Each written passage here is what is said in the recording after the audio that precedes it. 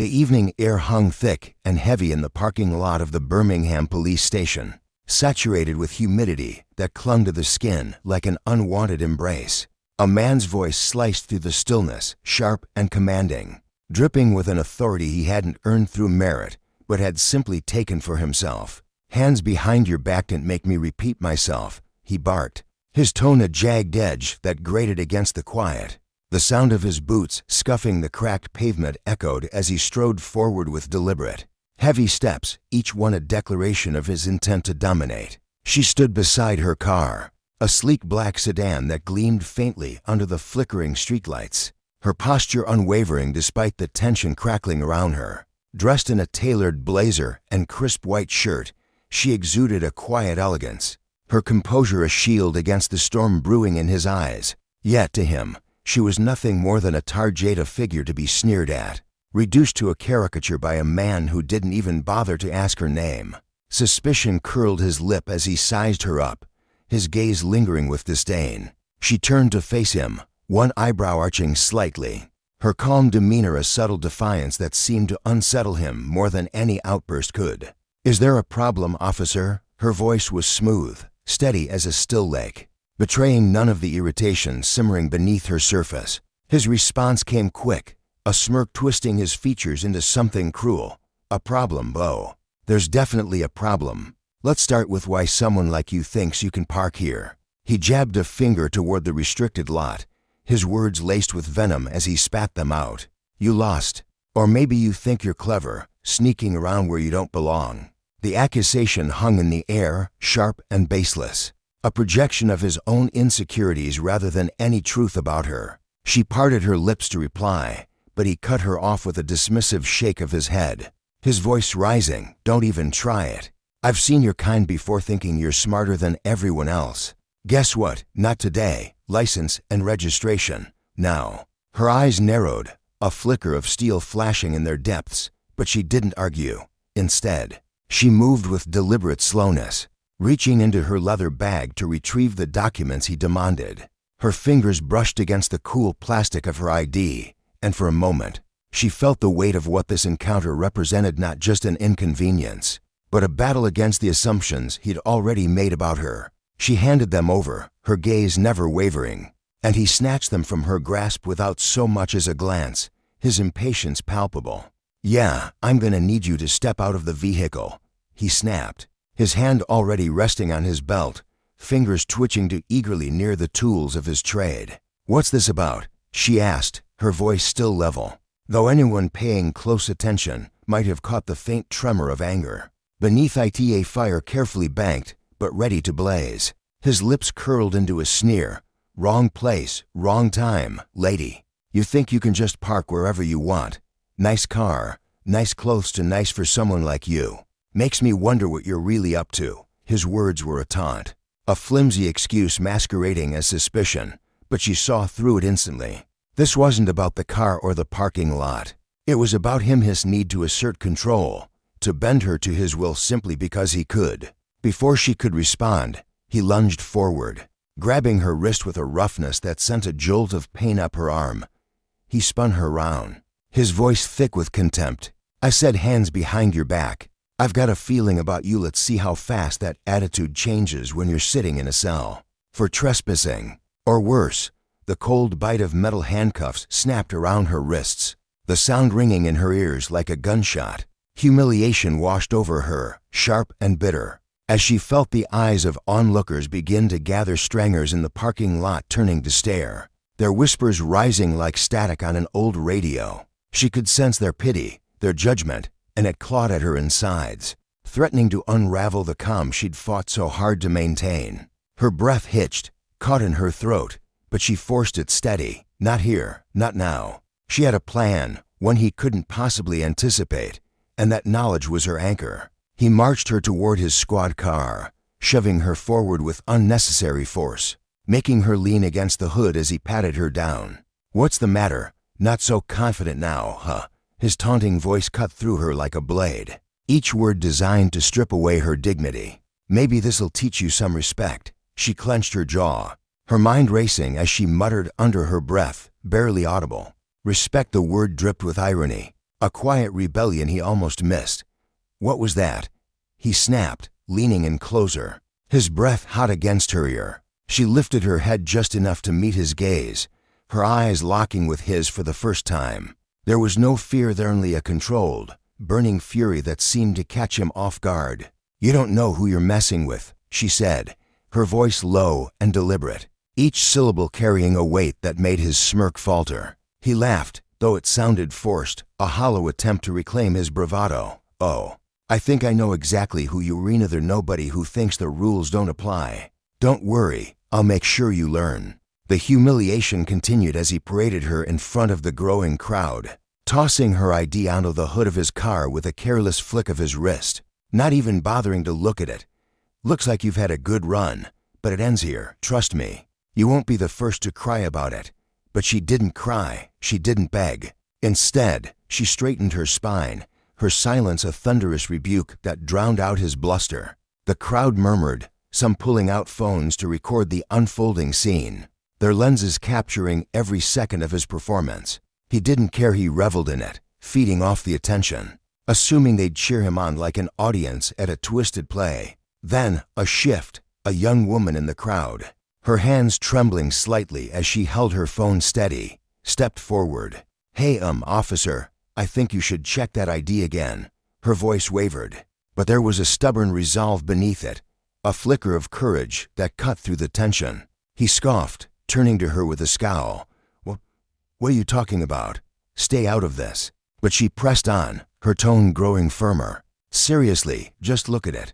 With an exaggerated roll of his eyes, he snatched the ID from the hood, finally deigning to glance at it. His expression shifted, first annoyance, then confusion, then a dawning panic that tightened his grip until his knuckles whitened. His eyes darted back to the woman still in handcuffs, her face unreadable, a statue carved from resilience. No way. "This can't be," he stammered, his voice cracking for the first time, stripped of its earlier bravado. The crowd fell silent, the air thickening with anticipation as he took a step back, suddenly aware of the cameras, the whispers, the weight of his actions crashing down around him. His arrogance melted away, replaced by a raw, visceral fear that twisted his features into something almost pitiful. She tilted her head, the faintest hint of a smile tugging at her lips, a smile that held no warmth, only triumph. "I warned you," she said softly, her words slicing through the silence with more power than his shouts ever could. Without another word, she stepped forward, the clink of the handcuffs a faint echo against the sound of clicking cameras. He didn't stop her. He couldn't. The power had shifted, a seismic reversal that left him exposed, and everyone watching knew it. In that moment, the lesson crystallized just for him, but for all who bore witness. Justice, when wielded by those who understand its true meaning, is a force that cannot be outrun.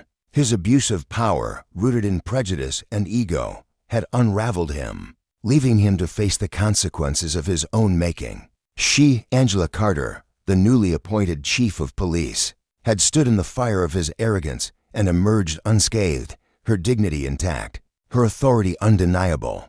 The crowd's murmurs grew into a chorus of realization, the young woman with the phone exchanging wide-eyed glances with an older man beside her, his weathered face creasing with a mix of awe and relief. This wasn't just a personal victory, it was a reckoning. The parking lot, once a stage for his petty tyranny, transformed into a courtroom where the scales of justice tipped decisively in her favor. And as she walked away, the handcuffs still dangling from her wrists like a badge of her endurance, the question lingered in the air.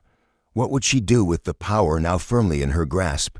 The answer, whatever it might be, promised a story of retribution and redemption that would echo far beyond this humid Alabama night, a testament to the enduring truth that those who misuse authority will, in time, answer for it. The precinct hummed with its usual chaos that morning, a symphony of ringing phones, overlapping voices, and the shuffle of boots against linoleum floors. Officers darted between desks, their movements a blur of purpose and routine, while the faint aroma of burnt coffee lingered in the air. Outside, the sun cast a pale light over the asphalt of the restricted parking lot, where Angela's black sedan sat gleaming under the early March sky. She stepped out of the building, her navy suit hugging her frame with sharp precision. Her badge clipped unobtrusively to her belt. Each click of her heels against the pavement echoed with the quiet confidence of a woman who had spent years earning her place. She was on a simple errand, grabbing a forgotten file from her car. A task so mundane, it barely registered in her packed schedule of meetings with community leaders and updates on sprawling investigations. But in that fleeting moment of ordinary life, the world was about to tilt. Across the lot, Daniel swung his patrol car into its spot, the engine still ticking as he climbed out. His uniform clung to him, slightly wrinkled from hours on the road, a testament to the grind he wore like a badge of honor. To some in the department, he was a rock, unyielding, dependable, a man who kept order when chaos threatened to spill over. To others, he was a loaded gun, his authority wielded with a recklessness that blurred the line between justice and tyranny. He wasn't cruel in the overt, sneering way some might imagine. His prejudice was quieter, a deep-seated current that ran through him, unchecked and unquestioned. It was a bias he carried with the swagger of someone who believed the world bent to his rulesse, a belief that had gone unchallenged for far too long. Daniel's life beyond the badge was a study in predictability. Divorced, he lived alone in a modest apartment where the walls were bare save for a faded photo of his old precinct crew. His nights were spent hunched over card tables with a handful of colleagues who shared his worldview, their laughter punctuated by the clink of beer bottles at the dimly lit bar down the street. He saw himself as a man who had the world figured out, a cog in the machine of order, a protector of the way things ought to be. That morning, as he squinted across the lot and spotted Angela by her car, that certainty flickered in his chest, igniting something primal and unexamined. From a distance, she was just a silhouette, a black woman in a crisp suit standing beside a vehicle that gleamed a little too brightly for his liking. His mind raced, stitching together a narrative from threads of assumption. The car was too nice, the suit too polished, her presence in the restricted lot too out of place. He didn't know her, didn't care to. Angela's recent promotion to a senior role had barely rippled through his awareness. He rarely bothered with the administrative side of the force. To him, she wasn't the composed leader navigating the precinct's complexities. She was an anomaly, a challenge to the order he upheld. Without a second thought, he strode toward her, his boots thudding against the asphalt, his voice cutting through the morning air like a blade. "Hey, what are you doing here?" It wasn't a question, it was a command, laced with the weight of a man who expected obedience. Angela turned, her brows lifting slightly in surprise before smoothing into a mask of calm. She offered a polite nod, her voice steady as she began to explain. "I'm just getting something from my car." But Daniel wasn't listening. His eyes narrowed, his stance widening as he fired off questions like bullets. "Whose car is this? Do you have permission to be here? What's your business in this lot?" Each word dripped with suspicion, his tone sharpening with every syllable she uttered in response. She kept her composure, her hands steady at her sides, but inside, a flicker of frustration sparked. She knew who she was: Angela Harris, a woman who had clawed her way through years of scrutiny to stand where she did. Yet here she was, reduced to a stranger in her own domain, her authority stripped away by a man too blind to see beyond his own assumptions. The encounter spiraled faster than either of them could have predicted. Daniel's hand hovered near his belt, his fingers twitching as if itching to escalate. "Step away from the car," he barked, his voice rising over the distant hum of traffic. Angela's pulse quickened, but she complied, stepping back with deliberate slowness, her eyes never leaving his. She wasn't afraid, not yet, but the weight of the moment pressed against her ribs. Passersby slowed their steps, their murmurs rising like a tide. A young woman in a delivery uniform paused, her phone already in hand, capturing the scene as it unfolded. An older man in a janitor's jacket lingered near the precinct entrance, his brow furrowed in unease. But he didn't move closer. Angela felt their stares, a prickling heat creeping up her neck as humiliation sank its teeth into her. Daniel demanded her ID, his tone now a growl of impatience. She handed it over, her fingers brushing the cool plastic as she watched him snatch it without care. He barely glanced at it, just long enough to confirm his suspicions before tossing it onto the hood of her car with a dismissive flick of his wrist. Then, without a word, he began rifling through her belongings, yanking open the sedan's door and digging through the glove box. Papers scattered onto the seat, a pen clattered to the ground, and Angela stood frozen, her breath shallow. The injustice of it burned in her chest, a wildfire threatening to consume her restraint. She wanted to shout, to demand he stop, but she knew the optics knew how quickly this could spin into something uglier. So she stayed silent, her dignity a fragile shield against the storm of his arrogance. The air grew thick with tension as Daniel's hands closed around her wrists, the cold bite of handcuffs snapping into place. She winced, the metal digging into her skin, but her face remained a portrait of quiet resolve. Inside, a tempest ragged danger at the violation, shame at the public spectacle, and a steely resolve to turn this moment into something more. The crowd swelled, their whispers a chorus of shock and curiosity. A teenage boy on a skateboard circled closer, his phone angled to record every second, while a woman in a business suit hesitated, her hand half raised as if to intervene before dropping back to her side. Daniel's grip was unrelenting as he tugged her toward his patrol car, his voice booming over the din. "You need to learn some respect for authority." He didn't know who she was, and creamed. Angela made no move to tell him. Let him dig his own grave, she thought, her jaw tightening as she walked with her head high. Inside the precinct, the absence of Angela's steady presence sent ripples through the chaos. Her assistant, a weary young man named Marcus, had watched her step outside minutes earlier. Now, he stood by the window, his stomach twisting as he peered down at the parking lot. The sight of her in cuffs, her suit jacket bunching awkwardly under Daniel's grip, sent a jolt of panic through him. He bolted from the room, his sneakers squeaking against the floor as he raced to find Samioni and Yawu could stop this. He collided with a veteran officer in the hallway, a grizzled woman named Claire who had seen decades of precinct drama. "You need to come quick," Marcus stammered, his voice cracking. "It's the chief. Something's wrong out there." Claire's eyes widened, and she followed him without a word, her radio already crackling as she called for backup. By the time they reached the lot, the damage was irreparable.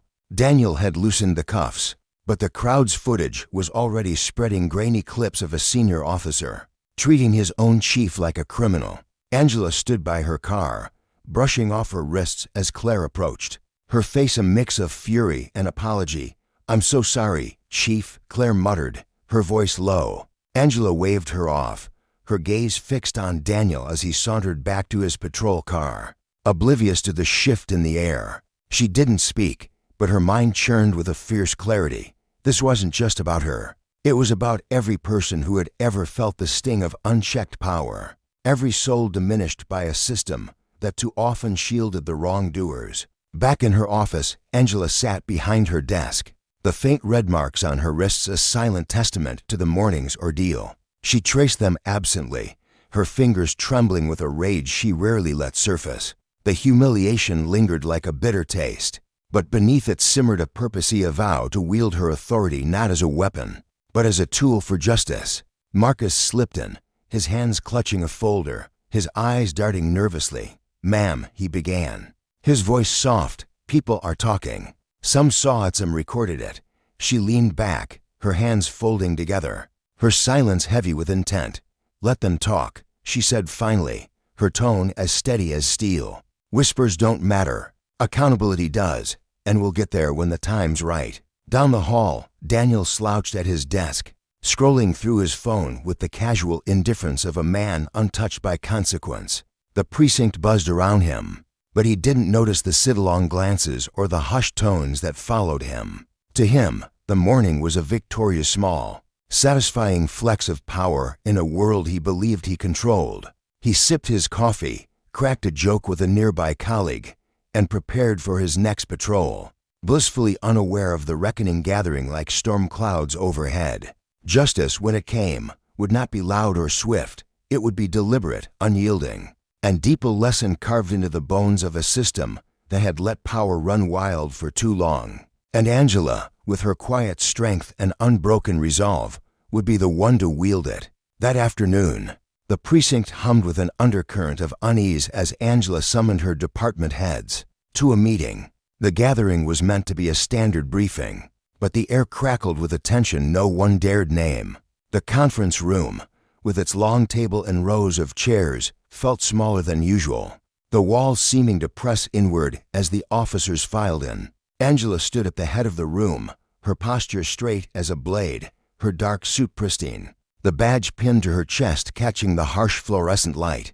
Her face was a mask of control, but beneath it churned a storm of determination and quiet fury. She cleared her throat, and the murmurs died instantly, every pair of eyes locking onto her. Her voice, when she spoke, was steady and deliberate, each syllable falling like a stone into still water. She laid out new policies with precision, her words weaving a tapestry of expectation to Kokoti. Integrity, service to the community. These weren't mere buzzwords, they were a creed she'd staked her career on, and now, her resolve burned brighter than ever. As she addressed the group, her gaze roamed the room, sharp and searching, until it settled for a fleeting moment on Daniel. He sat near the back, arms folded tight across his chest, his jaw set in a line that could have been defiance or unease, maybe both. His eyes met hers briefly, but she didn't linger, didn't call him out. She didn't need to. The weight of her stare carried a message louder than words. I see you. The meeting ended, and the room emptied slowly, officers exchanging glances but few words. Daniel lingered, his boots scuffing the linoleum as he approached Tyler, a younger officer who'd always idolized him. Tyler stood by the water cooler, his usual boyish grin absent, replaced by a furrowed brow and a fidgeting hand twisting the edge of his uniform sleeve. He looked up as Daniel clapped a hand on his shoulder, the gesture casual but heavy with unspoken strain. Tense room today, huh?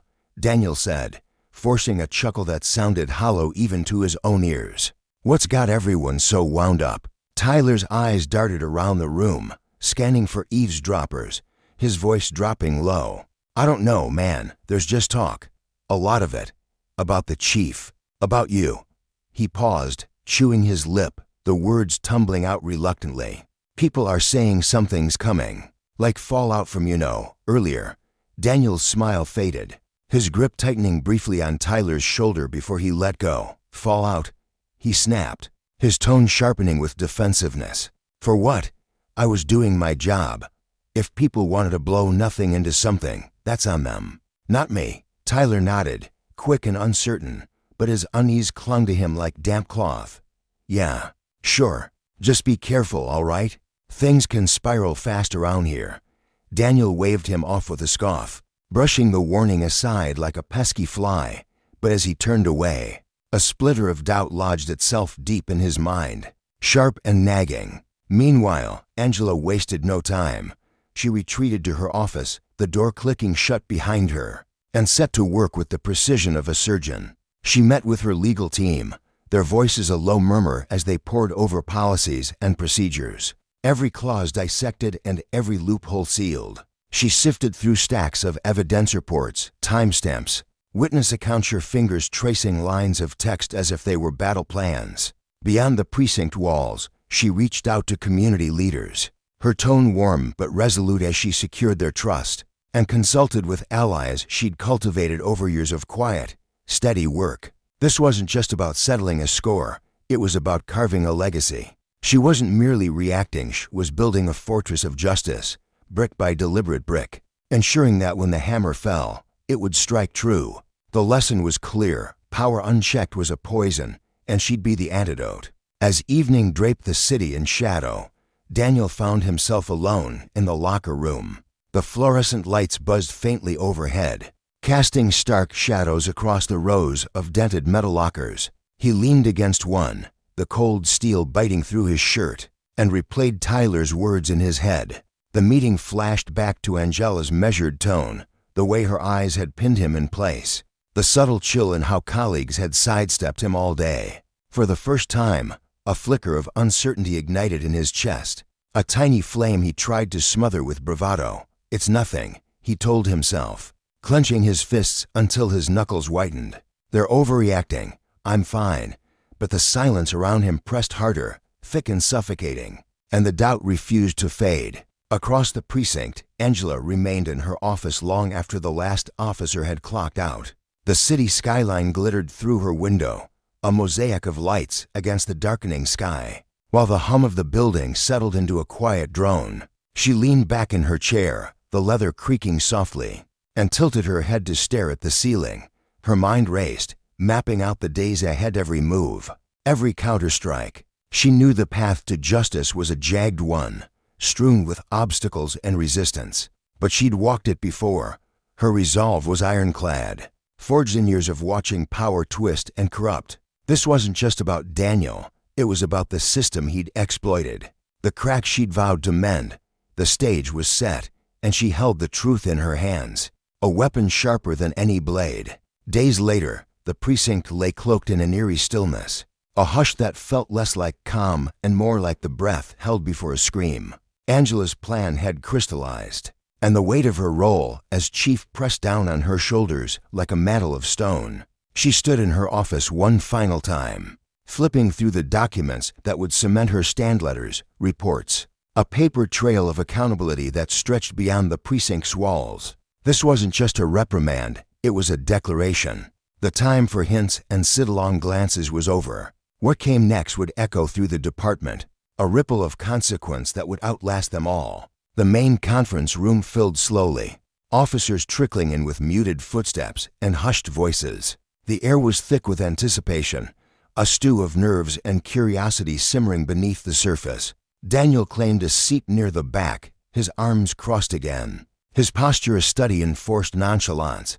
But his mind was far from steady. The whispers about the parking lot incident had swelled in the days since, louder, more pointed. He'd felt the shift, the way eyes slid away from his, the way conversations stuttered to a halt when he approached. It gnawed at him, the slow unraveling of the confidence he'd worn like armor. Had he misjudged? Had he pushed too far? Angela entered, and the room snapped to silence. Her presence filled the space, a quiet authority that needed no fanfare. Her suit was crisp, her badge a gleaming emblem of her duty, and she moved to the front with the grace of someone who'd never known hesitation. Her eyes swept the room, steady and unflinching, and the tension coiled tighter. A spring wound to breaking. When she spoke, her voice was a calm blade, cutting through the haze. She began with the department's core integrity, fairness, the oath they'd all sworn to uphold. Her words weren't rushed, they landed with purpose, sinking into the silence like roots into soil. She spoke of accountability, not as an abstract ideal, but as a living promissetto of the community. To each other, the room held its breath, every officer leaning in, caught in the gravity of her conviction. Then she paused, letting the quiet stretch, a deliberate beat that sharpened the edge of what came next. Last week, she said, her tone unwavering, an incident took place right here, in this precinct. An incident that never should have happened. One that exposes the very flaws we claim to stand against. The air grew heavy, the words pressing down on every listener. Daniel shifted in his seat, his casual facade cracking as a bead of sweat traced his temple. He felt the room shrink, the walls closing in as Angela's gaze swung toward him. Piercing and direct. "Officer Whitaker," she said, her voice ringing clear, "would you please stand?" The silence roared in his ears. Daniel hesitated, his heart thudding against his ribs, his mind scrambling for an escape, but there was none. Slowly, he rose, his chair scraping the floor with a sound that echoed like a gunshot.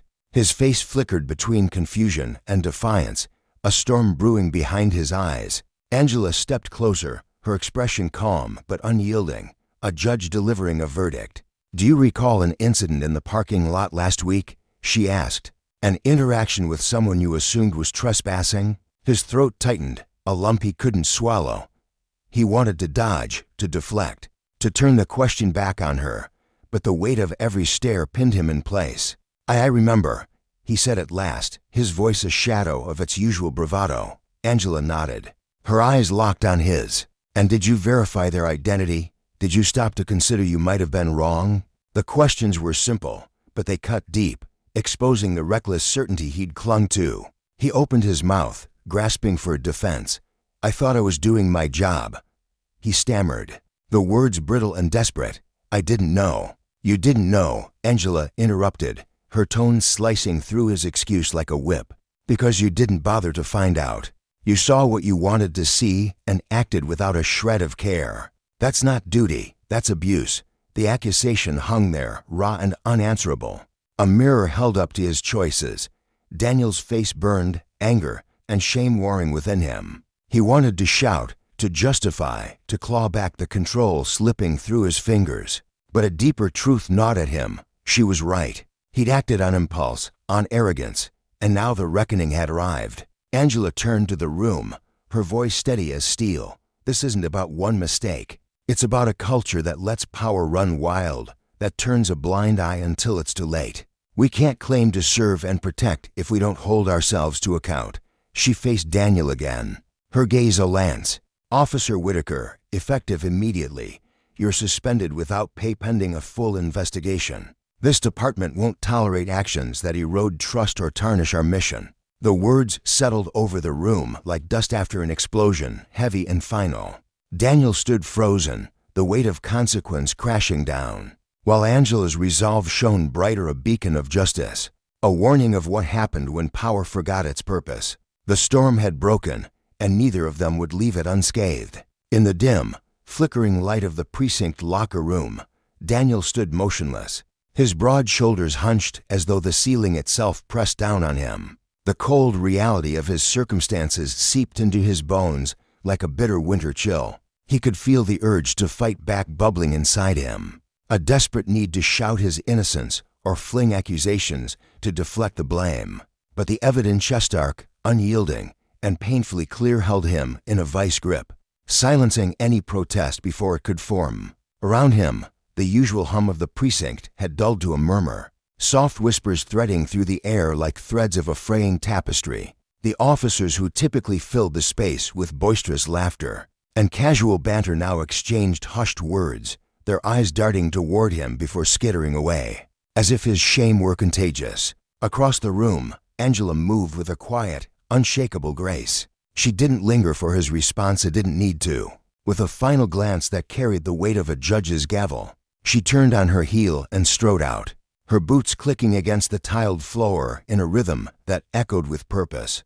Her head remained high, her posture a silent declaration of resolve. She understood that this moment was merely the opening chapter of a grueling saga. The path ahead loomed dark and treacherous, paved with skepticism from her peers and resistance from those who clung to the old ways.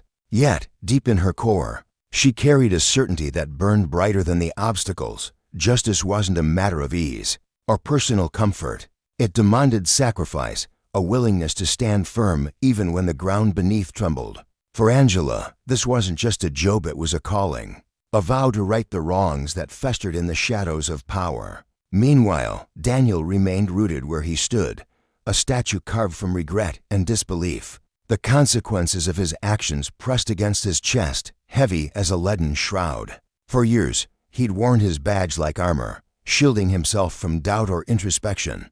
Now, stripped bare by the day's events, he faced an unfamiliar mirror. His bias, those quiet, insidious whispers he'd never questioned, edged back at him, their damage laid out in vivid, unrelenting detail. The lives he'd altered, the trust he'd shattered, the arrogance he'd wielded like a weapon, all of it crashed over him in waves. If he wanted any hope of salvaging his career, his life, he'd have to claw his way out of this pit, brick by painful brick. The air in the precinct hung thick with tension long after the meeting dissolved, a silent testament to the reckoning that had unfolded, a reminder that justice, when it arrived, spared no one. Back in her office, Angela settled into her chair, the faint hum of the city filtering through the window behind her. Her mind churned, already mapping out the next moves in this intricate chess game. The fight for fairness was a marathon, not a sprint, and she knew the road ahead would test her endurance. But she was ready, steely, unwavering, her spirit forged in the fires of countless battles. The real question gnawed at her: would Daniel rise to meet this challenge? Or would he and the department he represented collapse under the weight of their own flaws? As the precinct emptied out, its corridors growing still, Daniel found himself alone in the locker room. The metallic clatter of his badge hitting the bench reverberated through the space, a sound sharper and more accusing than he'd expected. His hands shook as he dragged them through his sweat-dampened hair, frustration and humiliation warring within him. In a single afternoon, He'd been laid bare-called out in front of his colleagues, his authority stripped away like peeling paint. Over and over, his mind replayed the scene, Angela's piercing stare, the unshakable conviction in her voice, the suffocating silence of the room as every eye bore witness to his fall. It was a weight he couldn't shake, a noose tightening with every breath. The soft tap of footsteps yanked him from his spiraling thoughts. He turned, his heart lurching as Angela appeared in the doorway, her silhouette framed by the dim hallway light. Even now, her presence commanded the room, though her face remained an enigma, neither soft nor harsh, just unreadable. Instinctively, he straightened, his defenses snapping into place like a soldier bracing for battle. "Chief," he muttered, his voice tight, clinging to the frayed edges of his pride. She stepped inside, closing the door with a deliberate click that seemed to seal them in a bubble of confrontation. She didn't sit, didn't waver, her gaze locking onto his with an intensity that made the silence between them crackle. When she finally spoke, her words sliced through the air with quiet force. "You don't get it, do you?" Daniel's brow furrowed, irritation flaring in his chest. "What's there to get?" He shot back, his tone rising despite himself. "You made your point loud and clear, in front of everyone. Congratulations, you won." Angela's eyes narrowed, a flicker of something raw breaking through her calm facade. "This isn't about winning, Daniel," she said, her voice sharpening like a honed blade. "It's about accountability, about the harm you've caused, whether you're man enough to face it or not." He scoffed, shaking his head as if he could dismiss her words with the gesture. "Harm? I was doing my job. You're the one who stood there acting like the rules don't apply to you.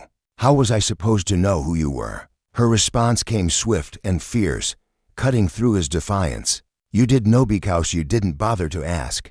You didn't pause for a single second to question your assumptions. You just acted." She took a step closer, her voice dropping to a searing whisper. "Do you have any idea what that feels like, Daniel? To be reduced to nothing more than someone's snap judgment? To have your dignity ripped away because someone with a badge decided you didn't belong?" Her words hung in the air, heavy and unyielding, and for a moment, Daniel faltered. His mouth opened, then closed, his thoughts a tangled mess. She pressed on, her tone softening but losing none of its gravity. "You think this is just about me, about that parking lot. It's not. It's about every person who stood where I stood, who didn't have a voice or a rank to push back. You've done this before, haven't you? Assumed, acted, judged because you thought you could. How many times, Daniel? How many lives have you brushed aside without a second thought?" Her words cracked something inside him, a fissure running through the wall he'd built around himself. His voice trembled as he replied, "I never thought about it like that." Angela's expression softened, just a fraction, but her resolve held firm. "That's the problem. You didn't think. You acted out of ignorance, out of arrogance, and now the bills come due. You've got a lot to wrestle with, Danielle, not just what happened last week, but who you are at your core. The man you were in that parking lot, he doesn't belong here." His shoulders sagged, her words sinking into him like stones into still water. For the first time, he glimpsed himself through her ice through the eyes of everyone he'd wronged, and the image was ugly, distorted, a far cry from the hero he'd once imagined himself to be. "I don't know how to fix this," he admitted, his voice barely above a whisper. Angela studied him, her gaze thoughtful, weighing his confession. "Fixing it isn't about empty promises or grand gestures," she said. "It's about the work, listening, learning, proving with every step that you're different. I can't map that out for you, Daniel. That's your burden to carry, your path to find." She turned to leave, pausing with her hand on the doorknob. "You've been given a chance, a rare one. Most people in your shoes don't get that. Use it well, or don't. It's up to you." The door clicked shut behind her, the sound reverberating in the empty room like a final punctuation mark. Daniel sank onto the bench, his mind a storm of regret and revelation. For the first time, he felt the full weight of his flaws, not just as an officer, but as a man, in the sprawling, unseen consequences of his choices stretched out before him like a shadowed horizon. In her office, Angela leaned back in her chair, the city's glow painting faint streaks of light across her desk. Beneath her composed exterior, a tempest of emotions swirled. She wasn't angry at it anymore. She was exhausted, bone-deep weary from the endless fight. from the constant need to prove her worth in a world that too often refused to see it. Yet amid the fatigue burned a fierce purpose. This wasn't just about Daniel, or even herself. It was about planting a flag in the ground, about forging a legacy of accountability that would outlast her. The precinct lay silent that night, its halls steeped in the echoes of the day's upheaval. The story was far from finished. Countless steps and conversations lay ahead.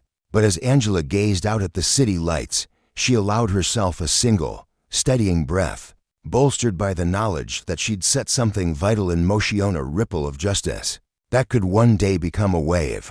The weight of that day didn't dissipate as the precinct slipped back into its routine. It lingered, an unspoken presence felt in every quiet exchange, every cautious glance. The officers who'd witnessed Angela's stand replayed it in their minds, some struck by a sudden clarity about the cost of unchecked power, others bristling at the shift in a world they'd long taken for granted. For Daniel, the echoes followed him home to his cramped, dimly lit apartment. The walls seemed to close in, amplifying the tumult in his head. His suspension stretched before him, an expanse of empty time he didn't know how to fill. At his kitchen table, a cold coffee sat untouched, his badge glinting dully beside it. Once a symbol of pride, it now mocked him, a relic of a self he could no longer recognize. He scrolled through his phone, seeking distraction, but the world beyond the precinct had caught wind of his disgrace. Whispers turned to rumors, then to shaky videos splashed across social media, grainy footage of that parking lot moment, a public unraveling he couldn't escape. Each ping of his phone tightened the knot in his chest, a reminder that justice, once awakened, spared no one, not even him. The video had erupted across the internet like wildfire, igniting a storm of discussion that Daniel never could have foreseen. He sat alone in his dimly lit apartment, the faint hum of the city filtering through the cracked window. As he scrolled through the endless barrage of comments on his screen, the words were sharp, cutting deep. People didn't just condemn him. They tore apart the very system that had shielded him for so long, a culture that turned a blind eye to men like him. His fingers hovered over the keyboard, itching to type a defense, to scream that the footage was only a sliver of the truth, a distorted glimpse of a single moment. But as the night wore on, the glow of the monitor casting shadows across his tired face, a gnawing realization settled in his chest. What the world saw was enough. It wasn't everything, but it was enough to damn him. Across town, Angela stood in the precinct's break room, the bitter scent of burnt coffee lingering in the air as she stared at the cracked linoleum floor. The public's reaction to the leaked video had crashed over her like a tidal wave, praise from some, venom from others, a relentless flood of voices that left her reeling. Her phone buzzed incessantly on the counter, messages from community leaders stacking up like bricks in a wall she couldn't climb. Some lauded her courage, their words warm with gratitude for a woman bold enough to confront the rot within her ranks. Others, though, sharpened their tongues, questioning if her actions were too timid, too laddie a half measure when the moment demanded a reckoning. Inside the department, the air grew thick with tension. Officers shuffled past her in the halls, their eyes averted or narrowed with resentment, whispering among themselves that she'd betrayed one of their own.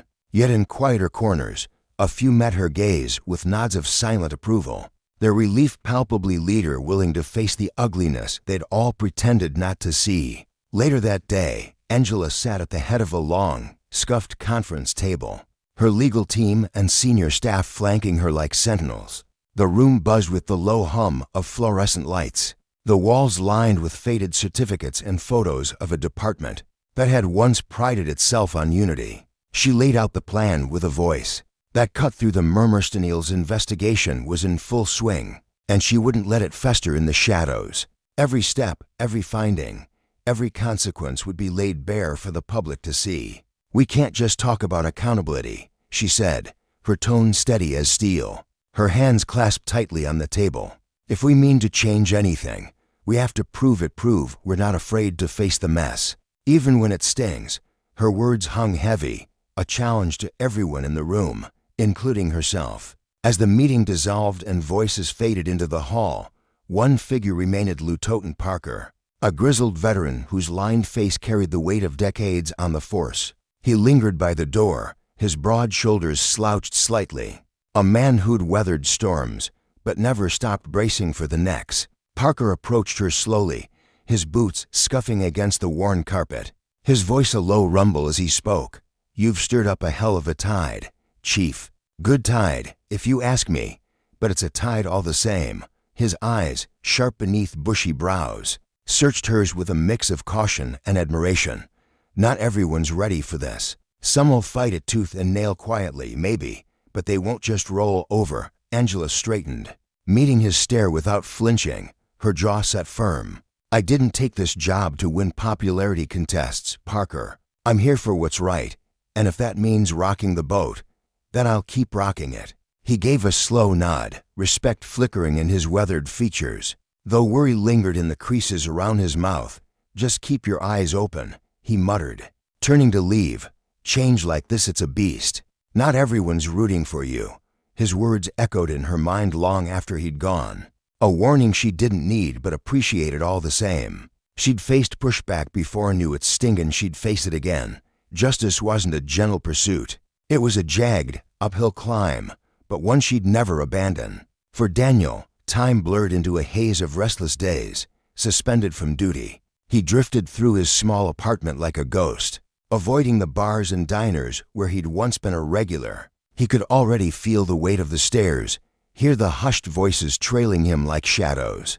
Instead, he holed up with his laptop, the screen's blue light his only companion as he dove into articles and videos he'd never bothered with before, pieces on systemic bias, the tangled history of policing, the cracks in a system he'd once thought unbreakable. At first, it felt like a sentence, a bitter pill forced down his throat by a world that had turned on him.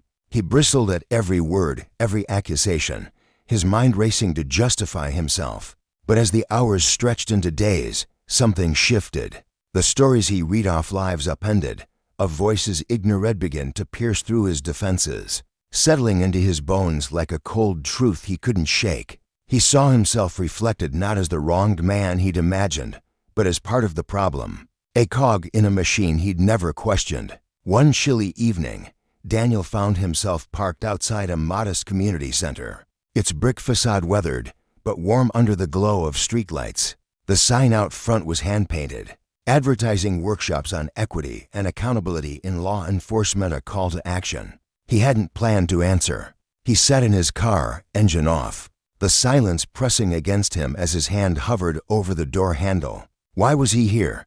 Guilt gnawed at him, sharp and relentless, but there was more: curiosity, maybe, or a flicker of something deeper, a desperate need to claw his way toward something better. With a shaky breath, he pushed the door open and stepped into the night, the cold biting at his skin as he crossed the threshold.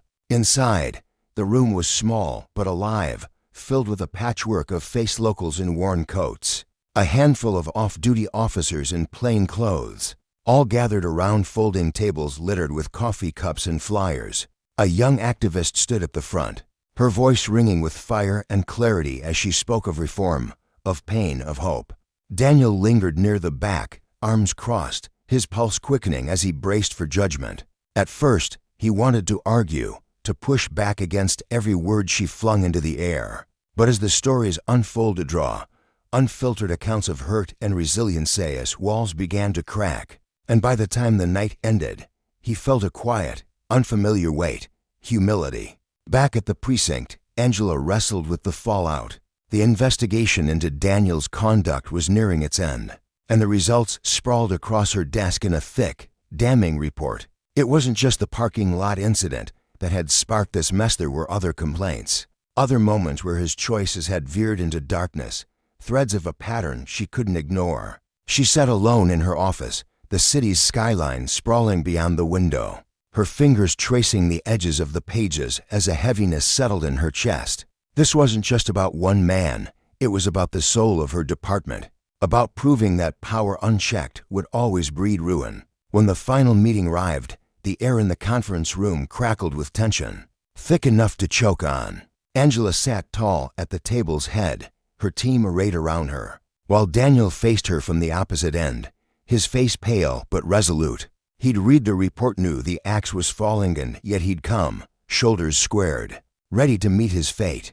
Her voice broke the silence, firm but laced with a trace of sorrow. Officer Whitaker, we've dug deep into this, and we've done it fairly. The evidence is clear. Your actions show a pattern that can't stand.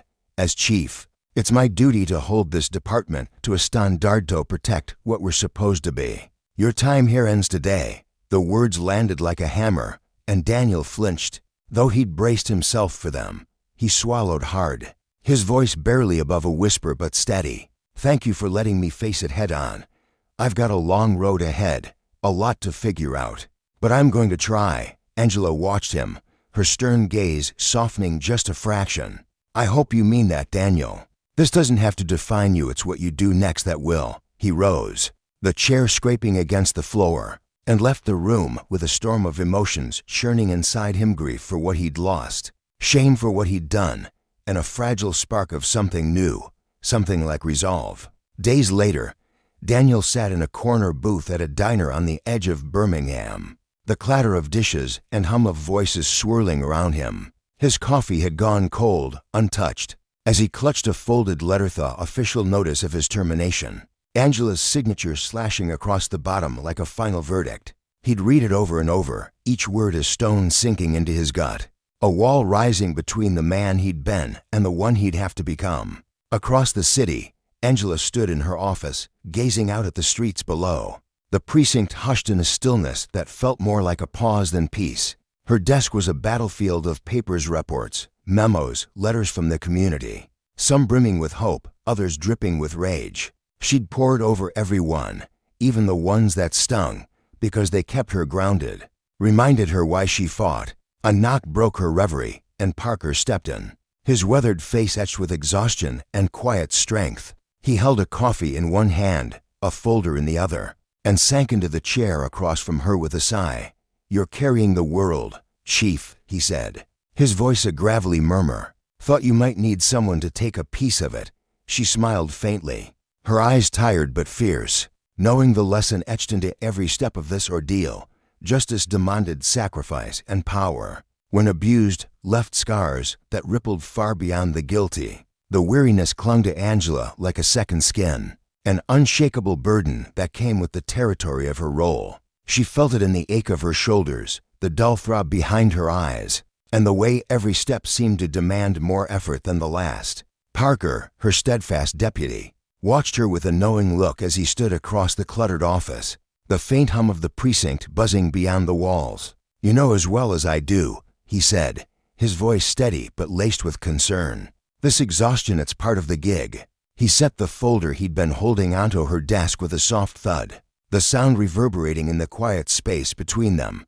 "But I'll be honest, Angela, it doesn't get any lighter. I've watched leaders come and go, some tough, some brilliant, but you've got more grit in you than most of them combined. That's something. Still, grit's only half the battle. You've got to look after yourself, too." Angela's lips curved into a faint, tired smile, her eyes meeting his for a fleeting moment. His words were a lifeline, a rare acknowledgement of the storm she weathered daily, though they did little to lift the weight pressing down on her chest. "I'll rest when the job's done," she murmured, her voice soft but resolute, a quiet vow she'd made to herself long ago. Parker leaned back in his chair, the leather creaking under his weight, and studied her with the kind of scrutiny that only came from years of trust. "Thing is, Chief," he said, his tone gentle yet unyielding, "the work never ends. That's the ugly truth of it.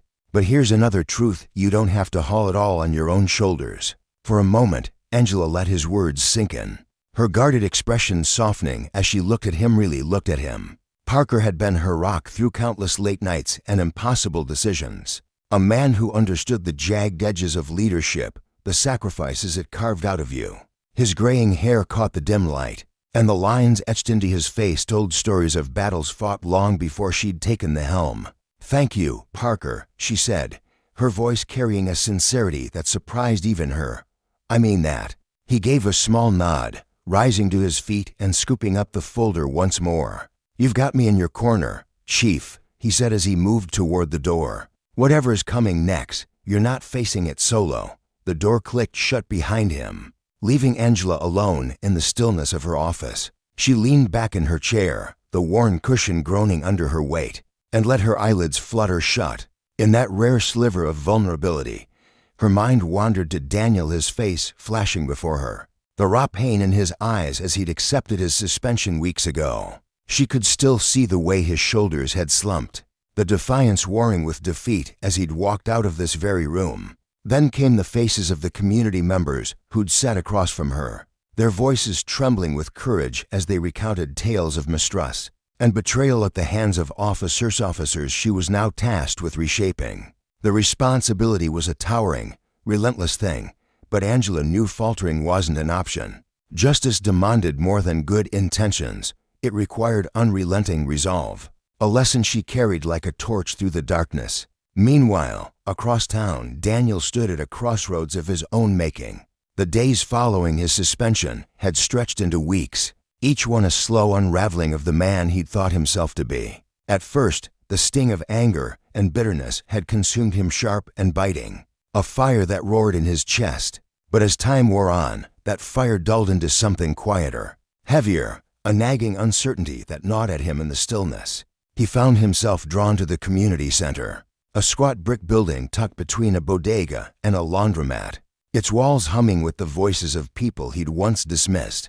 He attended workshops there, sat in folding chairs under flickering fluorescent lights, and listened to stories that echoed his own in ways he hadn't expected.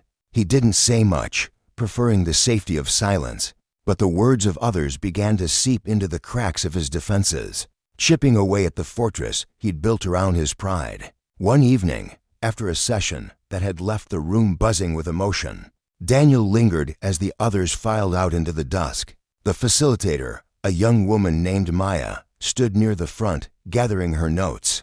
Her presence was striking, calm yet commanding, her dark eyes sharp with an empathy that reminded him, uncomfortably, of Angela. Maya had shared her own story earlier that night, her voice steady as she described being profiled by law enforcement, the humiliation and rage it had sparked in her. That familiarity, that quiet strength, tugged at something deep within Daniel, urging him forward despite the knot in his stomach. He approached her hesitantly, his boots scuffing against the worn linoleum. "Can I ask you something?" he said, his voice rough, uncertain. Maya turned to him, her gaze unwavering but kind. "Of course," she replied, setting her papers down with a deliberate gentleness. Daniel swallowed hard, the question clawing its way out of him. How do you move past it? The anger, the frustration, how do you let it go? She studied him for a long moment, her expression thoughtful, as though she were weighing the depth of his words. Then she spoke, her voice clear and measured. "You don't just let it go, Daniel.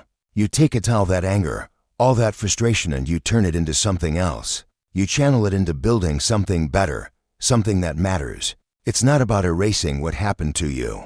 It's about making damn sure it doesn't keep happening to someone else." Her words landed like stones in still water, rippling through him long after she'd finished speaking. For the first time, Daniel glimpsed a way forward, not a path to win back the approval of others, but a chance to mend the fractured pieces of himself he hadn't even known were broken. He left the center that night with Maya's voice echoing in his mind, the cool evening air brushing against his skin as he walked the empty streets, lost in thought. Back at the precinct, Angela pressed on, each day a grueling marathon of challenges and fleeting victories. She met with community leaders in cramped meeting rooms, their faces a mix of hope and skepticism as they debated her proposals. She sat through training sessions, watching officers shift uncomfortably in their seats as she outlined new policies, rooted in transparency and accountability. The work was slow, maddeningly so, and the resistance was a constant undertow threatening to drag her under. Yet there were signs of progress, fragile glimmers that kept her going. Officers who'd once bristled at her reforms began to nod in reluctant agreement, their guarded expressions softening. Community members who'd eyed her with suspicion started to offer cautious nods of support, their voices joining hers in the fight for something better. One afternoon, as Angela pored over a report detailing the department's halting progress, a shadow fell across her doorway. She looked up to see Daniel standing there, his posture rigid yet uncertain, like a man stepping onto unfamiliar ground.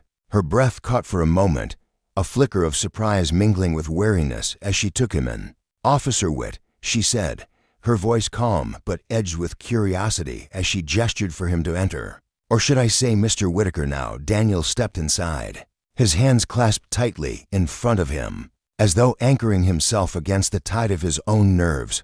"I wanted to thank you," he began, his voice steady but threaded with something raw, vulnerable, "for holding me accountable, for giving me the space to see what I couldn't before." Angela leaned back in her chair, her eyes narrowing as she searched his face for any hint of pretense. But there was none, just a man stripped bare by his own reckoning. "What changed?" she asked, her tone even but probing. Daniel drew a deep breath, meeting her gaze with a resolve she hadn't seen in him before. "I did. Or I'm trying to. These past few weeks, I've been listening, learning, trying to wrap my head around the damage I've done. It's not easy. And I know it doesn't wipe away what happened.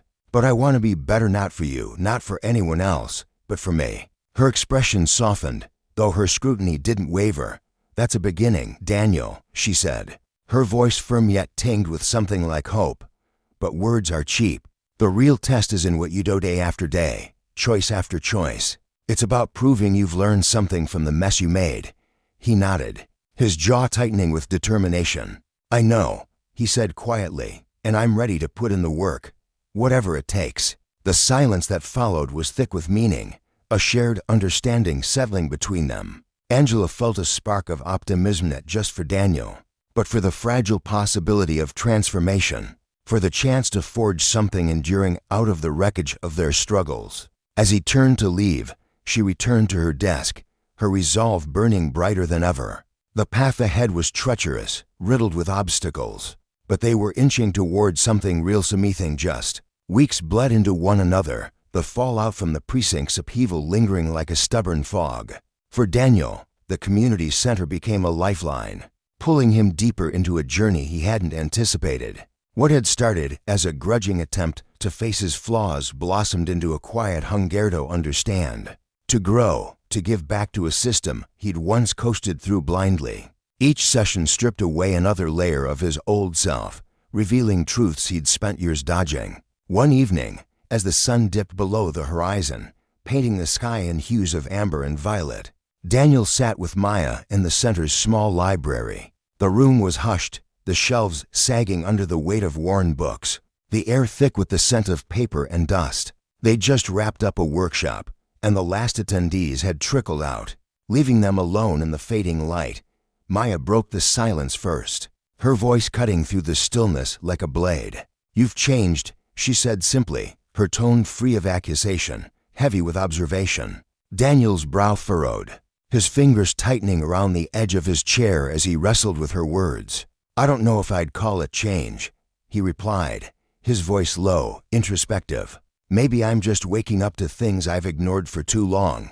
Maya tilted her head, her dark hair catching the last rays of sunlight streaming through the window. "That's where it starts," she said, her gaze piercing yet warm. "Seeing the world for what it is, owning up to your part in it, that's the spark. But change, that's what comes next. It's what you build with that clarity." Her words hit him like a quiet thunderclap, resonating deep within. He leaned back, his mind drifting to the years he'd spent wearing a badge, convinced he'd had it all figured out. "I used to think I knew everything," he admitted, his voice barely above a whisper. "Thought I understood what it meant to protect, to serve. But now I see how much I miss it, how much I didn't even bother to look for." Maya leaned forward, her elbows resting on her knees, her expression a blend of compassion and steel. "The toughest part isn't admitting you were wrong," she said. "It's sticking with the hard stuff, pushing forward even when it's messy, even when no one's there to pat you on the back." "So tell me, Daniel, are you ready for that?" He hesitated, the weight of her question pressing down on him like a physical force. Then, slowly, he nodded, his voice quiet but unwavering. "I think I am. I don't know where to begin, but I know I can't go back to who I was." A faint smile tugged at Maya's lips, a spark of encouragement lighting her face in the dim room. "That's as good a starting point as any," she said, her words a quiet promise of possibility. Across the city, Angela waged her own war, steering the department through a sea of resistance and fragile hope. Her reforms were taking root, tendrils of change curling through the precinct, but the pushback was relentless.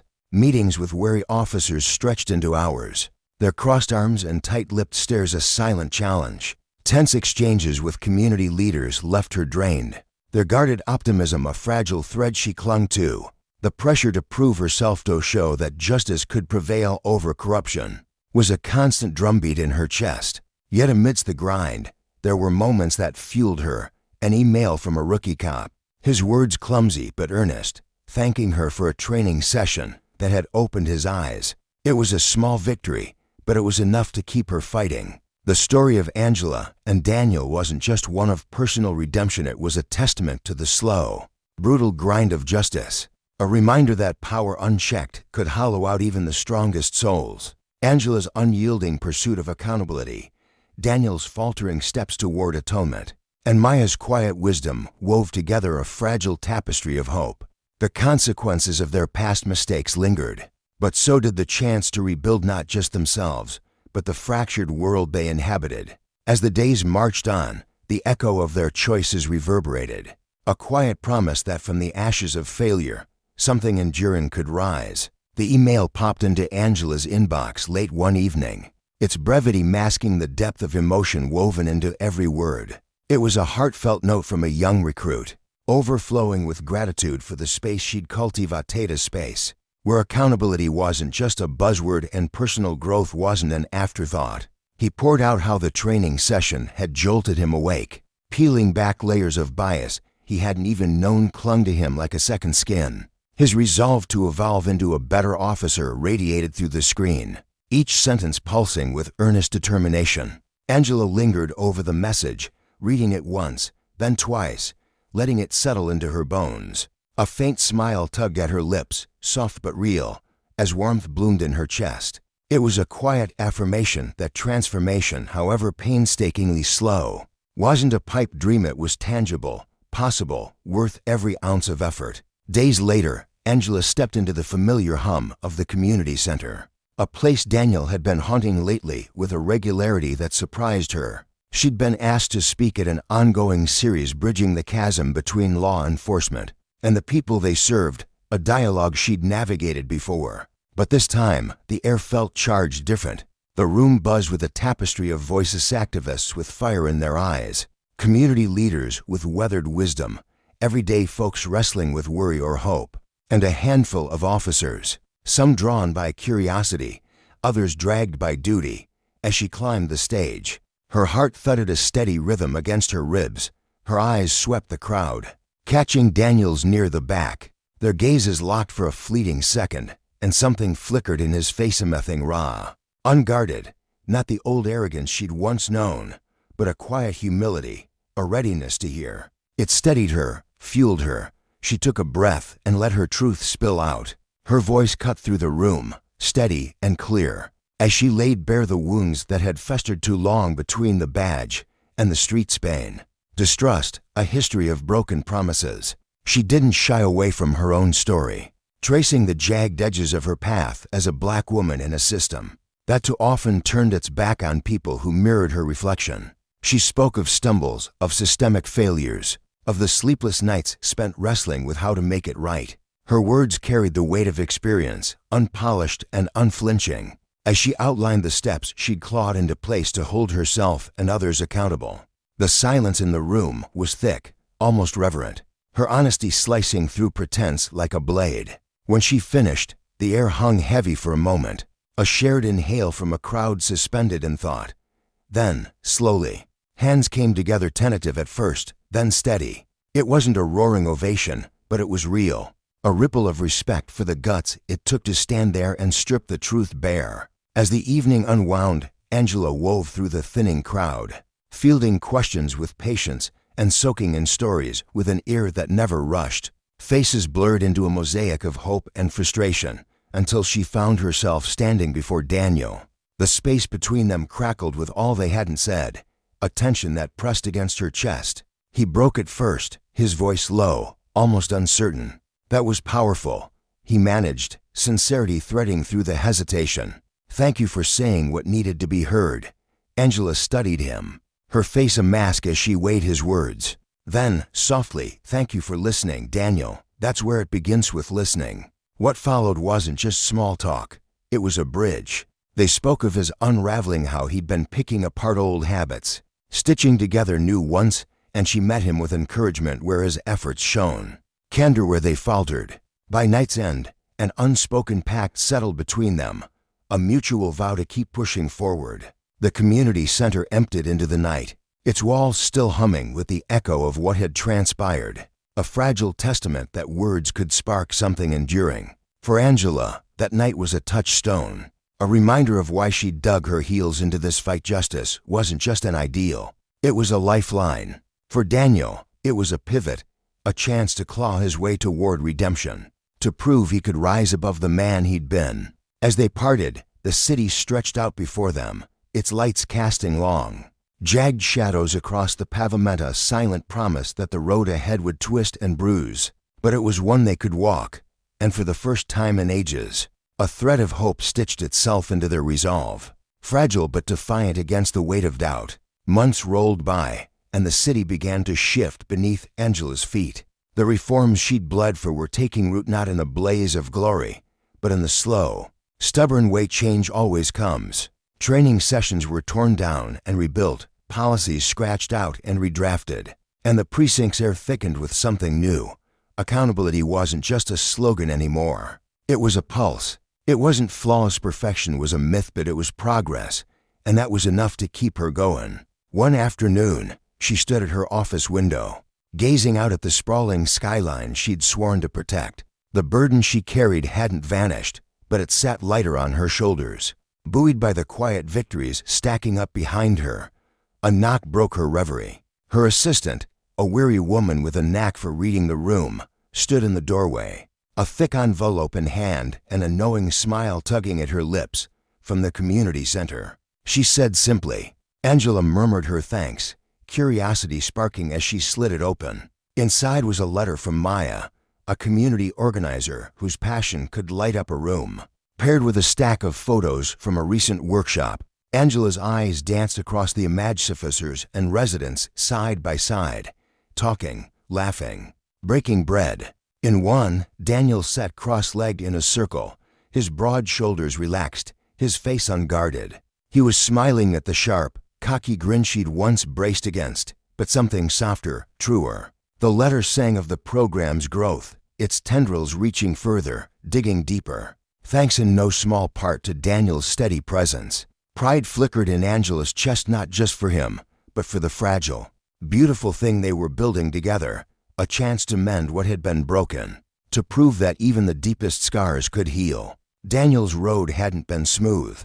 After his badge was stripped away, he'd stumbled hard, floundering in the wreckage of a career that had once defined him. The community center had thrown him a rope, a place to face the mirror and start over. He'd thrown himself into it, volunteering, guiding rookie officers through the muck of their own biases, leading talks that left him raw and exposed. It was grueling, humbling work, the kind that stripped him down to his core. But somewhere in the mess, he found purpose, a sense that he was tethered to something vast and vital. One day, after a session that had wrung him dry, a young recruit approached, their steps halting, voice barely above a whisper. "I just wanted to say thank you," they said, eyes darting to the floor. "Your story, seeing how far you've come, makes me believe I can be better, too." Daniel swallowed hard, the weight of their words catching him off guard. "Thank you," he rasped, "but it's not about me, it's about us. We're in this together." Angela pressed on, her fire unquenched, her name a beacon of grit and grace. To the department, she was a rock. To the community, a pioneer who didn't flinch at the status quo. Invitations piled up, conferences, panels, forums, each one a stage for her to share not her triumphs, but the messy, collective grind of change. She spoke of setbacks as teachers, of progress as a marathon, her voice a steady drumbeat of resolve. One evening, she and Daniel crossed paths at a community gathering, their first real talk in months. The air thrummed with the weight of their shared history. She offered her hand, her smile a quiet flame. "Good to see you, Daniel." He took it, his grip solid, respectful. "You too, Chief," he said, the old title slipping out like a reflex. They lingered, swapping not regrets, but dreams, mapping out the work still looming ahead. As the night faded, Daniel's voice cut through the hum. "You didn't just call me out," he said. "Eyes steady. You showed me I could be more. I won't forget that." His words lodged in her mind, a quiet echo that lingered long after. Years unfurled, and the ripples of their choices spread wide. The precinct morphed into a blueprint for others, a living proof that systems could bend under the right hands. The community center bloomed, its programs threading through lives once thought unreachable. Angela retired, her legacy a lighthouse for those who'd follow. Daniel carved a new path in advocacy, his story a spark for others to chase reform at its roots. Their journeys split, but their impact wove together a testament to reckoning, to owning the fallout of power misused, and to the slow, stubborn bloom of justice.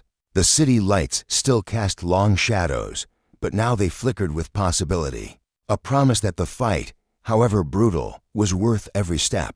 On a sun-drenched Wednesday afternoon, the air shimmered with the heat of late summer, casting golden hues across the weathered streets of an old neighborhood. Lieutenant Sarah Thompson stepped out of her unmarked police cruiser, the faint hum of the engine fading as she closed the door with a deliberate thud. She adjusted her pristine uniform, the dark fabric hugging her athletic frame, a symbol of the authority she'd earned through years of relentless dedication. The sun gleamed off the badge pinned to her chest, a quiet testament to her journey, a black woman in her late 30s who had climbed the ranks to become one of the most respected figures in her district. Her sharp eyes scanned the surroundings instinctively, a habit born from years of navigating both crime scenes and the subtler dangers of prejudice. There was a quiet power in her stride, a confidence that didn't demand attention but commanded it nonetheless. She'd just left a grueling meeting at City Police Headquarters, her mind still buzzing with strategies and reports, when she decided to make a quick detour. The small convenience store on the corner wasn't much to look at. Its faded sign creaked in the breeze, and the windows bore smudges from years of neglect, but it held a strange comfort for her. It was a ritual of sorts, stopping here to exchange a few words with Mr. Singh, the store's elderly Indian clerk. His warm smile and gentle accent had become a grounding force amidst the chaos of her job. As she pushed open the door, the bell above jingled faintly, and the cool air inside brushed against her skin, a brief reprieve from the day's heat. She nodded at Mr. Singh, who stood behind the counter polishing a glass with a rag, his weathered hands moving with the slow rhythm of someone who'd seen decades pass through this little shop. "Good afternoon, Lieutenant Thompson," he said, his voice carrying a warmth that softened the edges of her fatigue. "Always a pleasure to see you." Sarah's lips curved into a small, genuine smile, a rare break in her usual composure. "Hey, Mr. Singh, just grabbing something quick. I've got a long day ahead." She moved toward the cooler, her boots tapping softly against the worn linoleum floor, and plucked a bottle of water and a granola bar from the shelf. Simple choices, practical ones, for a woman who rarely had time to indulge.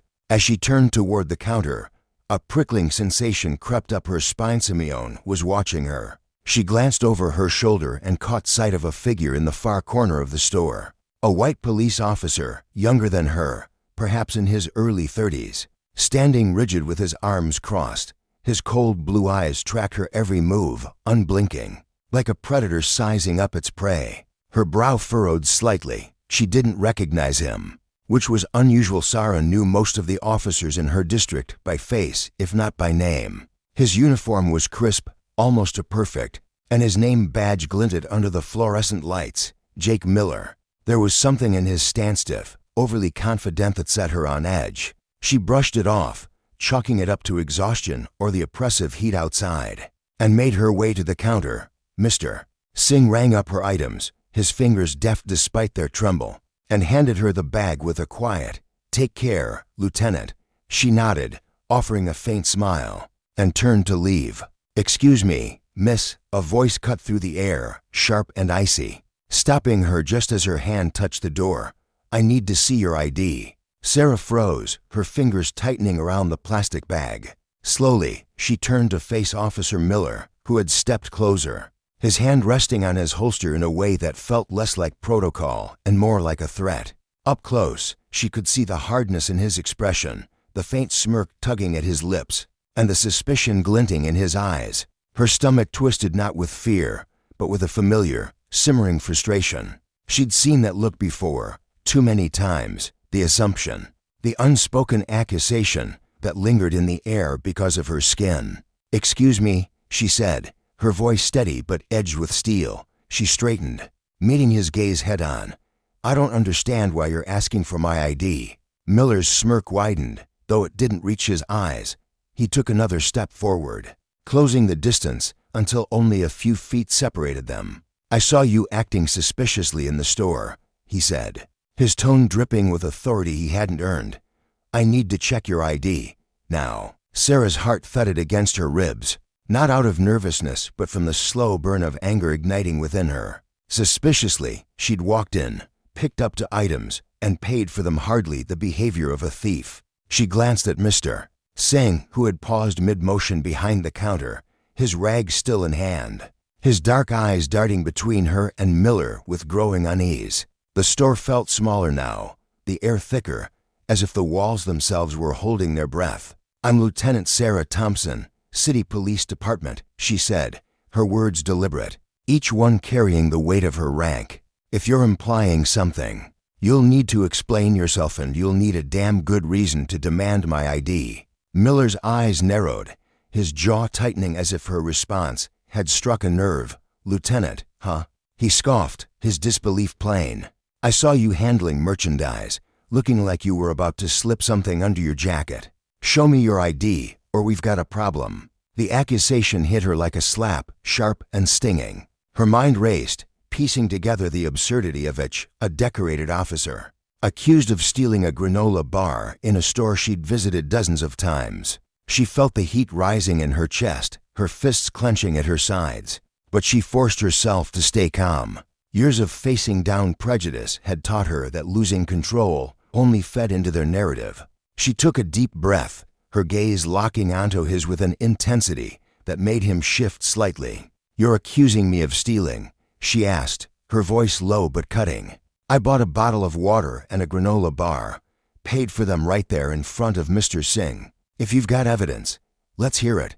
Otherwise, you're wasting my time and yours." Miller didn't flinch, but his eyes grew colder, his hand twitching toward his handcuffs. "I've seen enough," he snapped. "This is your last chance before I arrest you." Arrest her, the word echoed in her mind, absurd and infuriating. She stepped forward, closing the gap between them, her presence towering despite their similar height.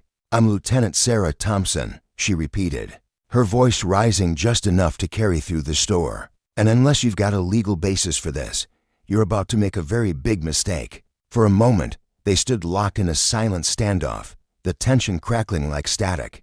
Miller's face twisted with something dark, anger, maybe, or wounded pride.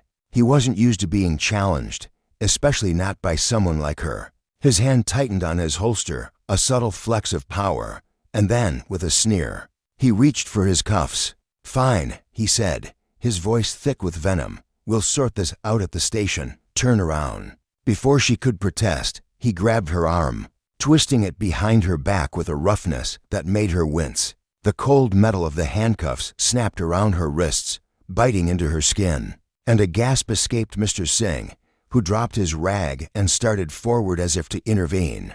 "Officer, please," he began, his voice trembling, but Miller shot him a glare that silenced him. Sarah's mind spun as he marched her out of the store, the bell jangling mockingly behind them. The sun hit her face like a spotlight as he paraded her through the parking lot, her uniform now a humiliating prop in this twisted display.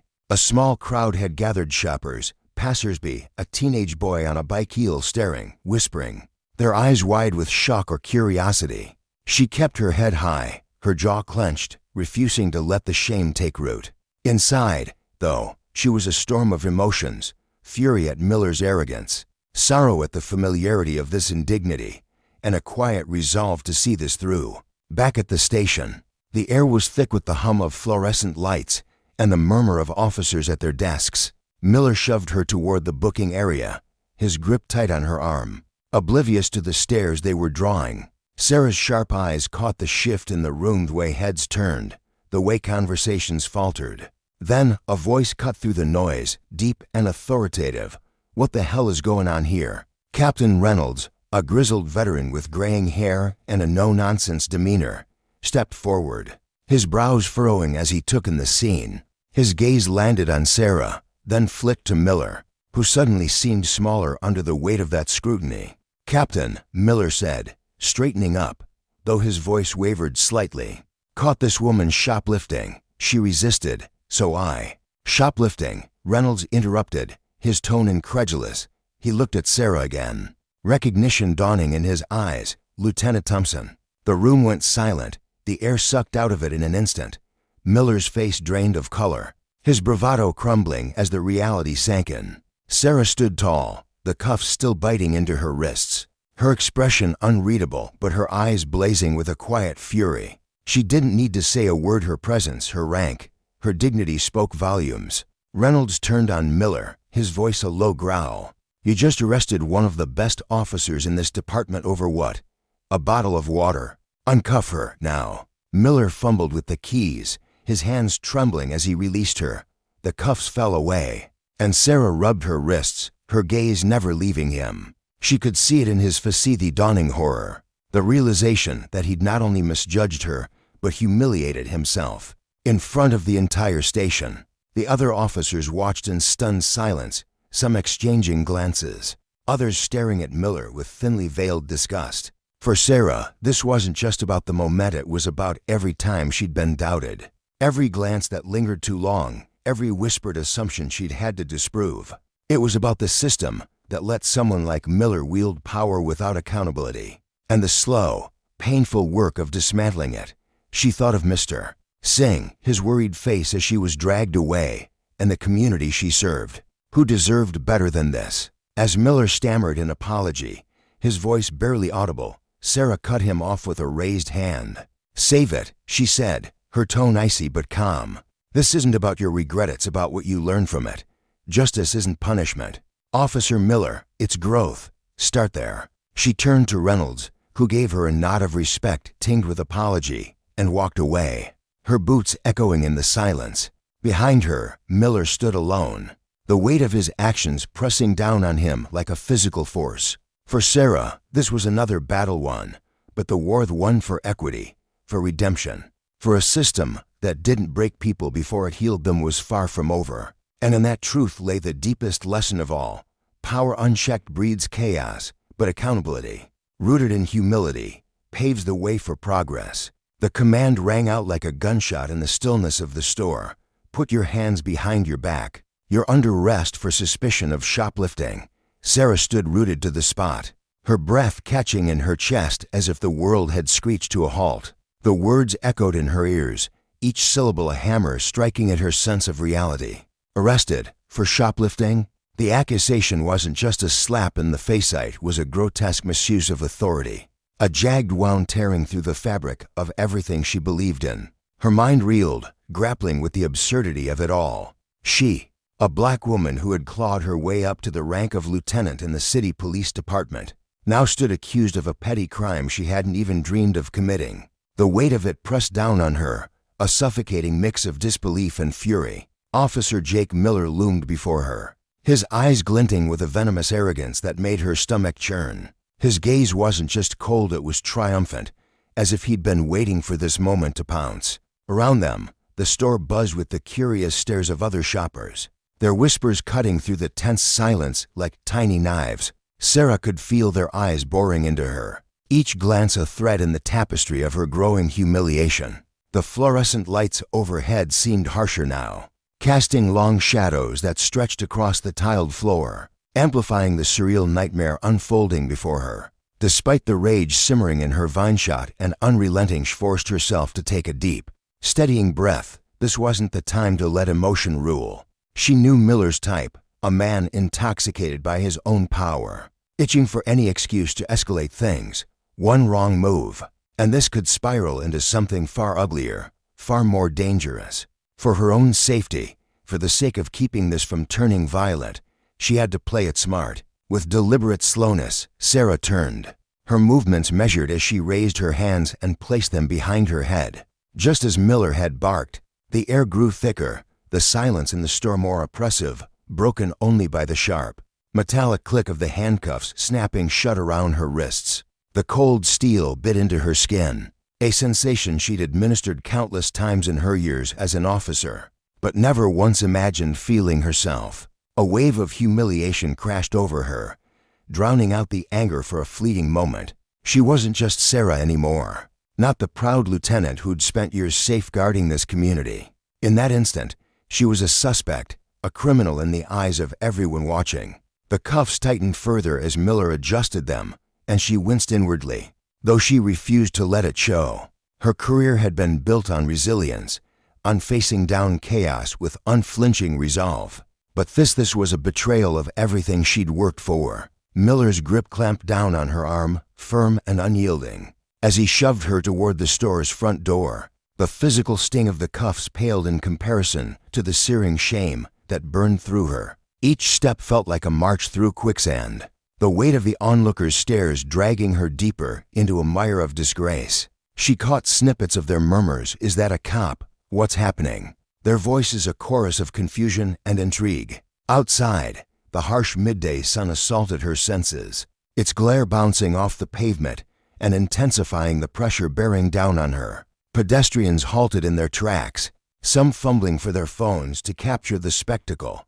A police officer in uniform, handcuffed and escorted like a common thief. Sarah's heart thudded against her ribcage, a frantic rhythm that matched the chaos swirling in her mind. She wanted to scream, to demand they stop gawking, but she clenched her jaw instead. Lifting her chin defiantly, she wouldn't let them, especially Miller, see her break. "You're making a huge mistake, Officer Miller," she said, her voice steady despite the tremor threatening to crack it. "I'm not someone you can trample over with your badge. I'm Lieutenant Sarah Thompson of the City Police Department.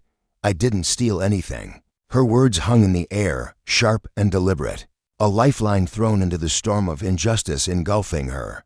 But Miller didn't flinch, his lips curled into a smirk, a smug, self-satisfied twist that revealed the truth. This wasn't about evidence or justice.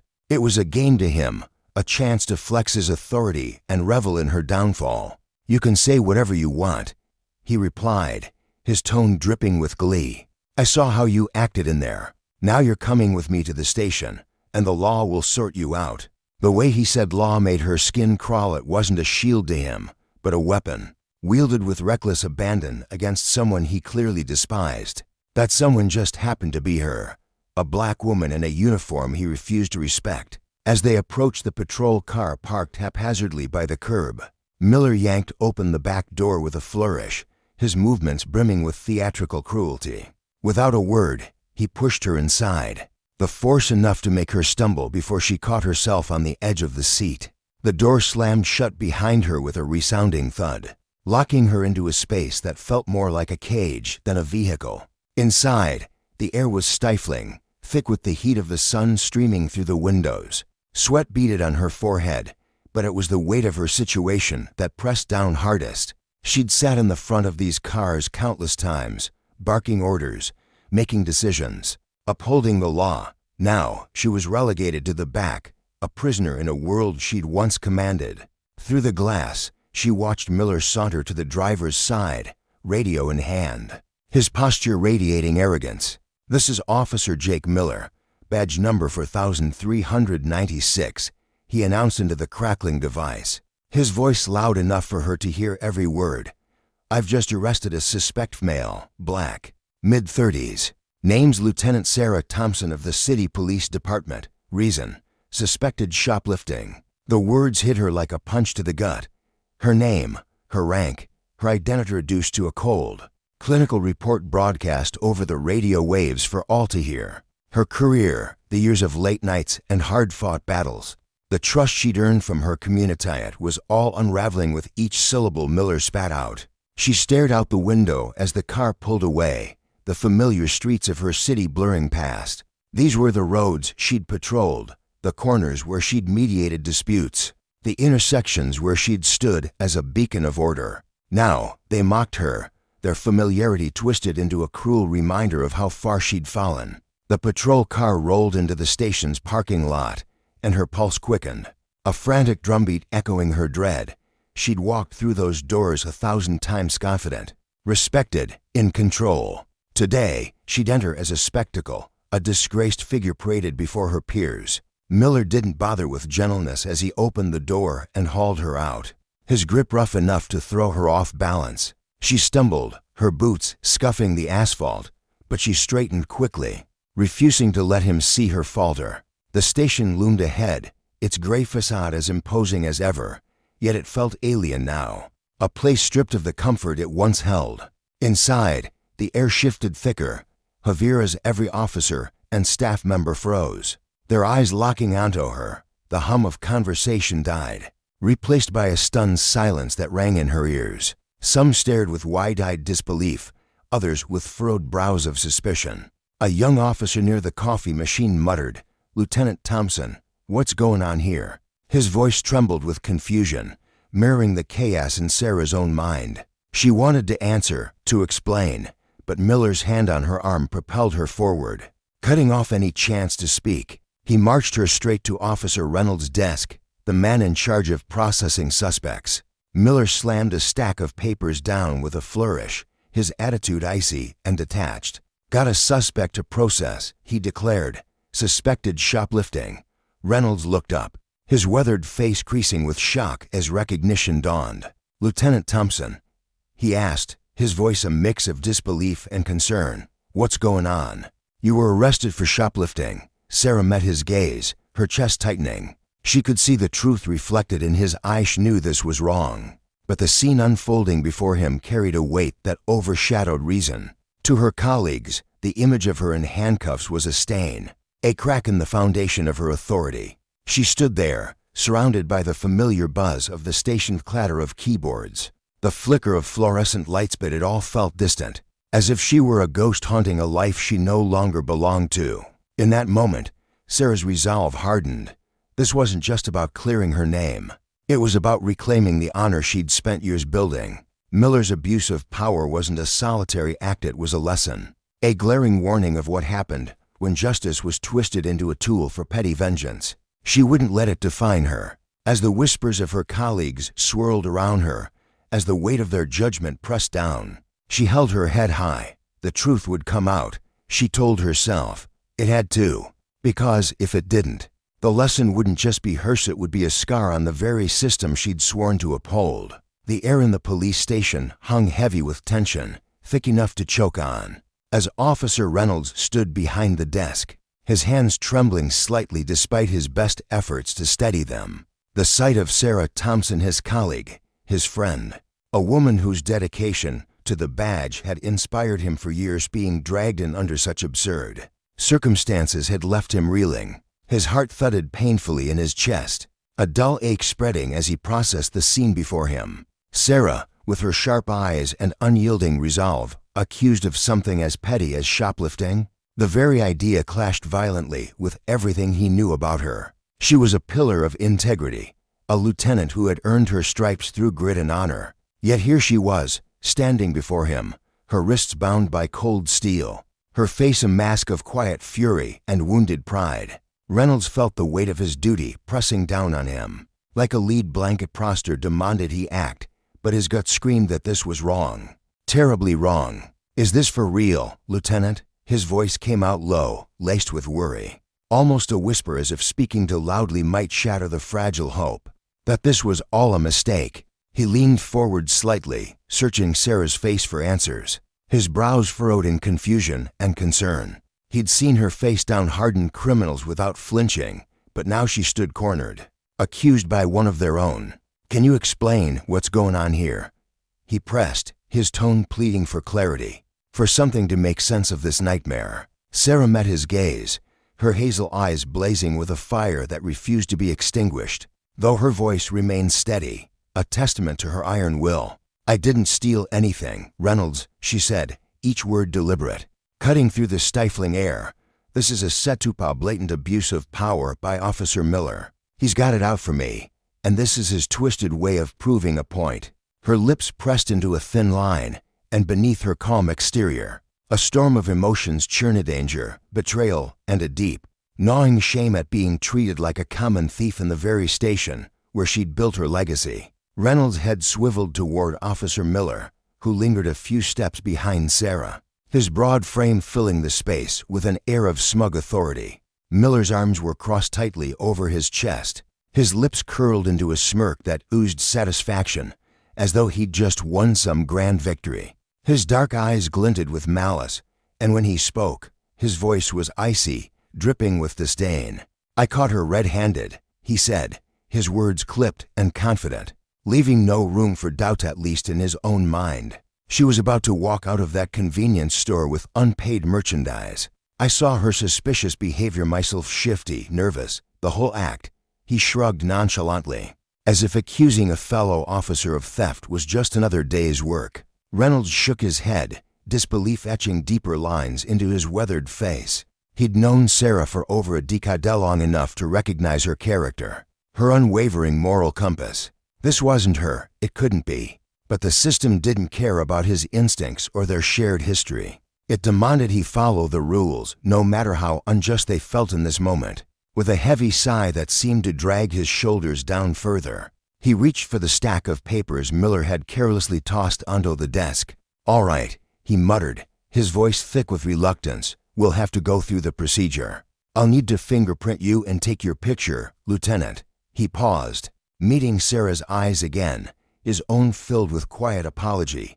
"I really don't want to do this, but you know how it works. We've got no choice." Sarah gave a curt nod, her silence speaking volumes. She understood Reynolds wasn't the enemy, her was just a cog in the machine, bound by the same rigid protocols she'd once enforced herself. But that didn't lessen the sting, the crushing humiliation of being processed like a criminal in a place she'd called home. As Reynolds pulled out the fingerprinting kit, his movements slow and deliberate, Sarah felt a lump rise in her throat. She swallowed hard, closing her eyes for a fleeting moment as her fingers brushed against the cold, slick ink. One by one, her fingertips pressed into the stark white paper, leaving behind a trail of black marks she'd once used to hunt down the guilty, now branding her as one of them. Each press of her finger felt like a betrayal, a twisting knife in the gut, stripping away the pride she'd carried for so long. Miller watched it all unfold, his stance unwavering, arms still crossed like a king surveying his domain. The smug grin never left his face, and with every step of the process, his ego seemed to swell. This wasn't just about procedure for him, it was a performance, a flex of power designed to break Sarah down and elevate himself in the eyes of anyone watching. He thrived on her discomfort, relishing the way the station's fluorescent lights cast harsh shadows over her strained expression. To him, this was justicey, a petty revenge cloaked as duty. But Sarah refused to give him the satisfaction of seeing her crumble. Beneath the anger and hurt, a steely resolve took root.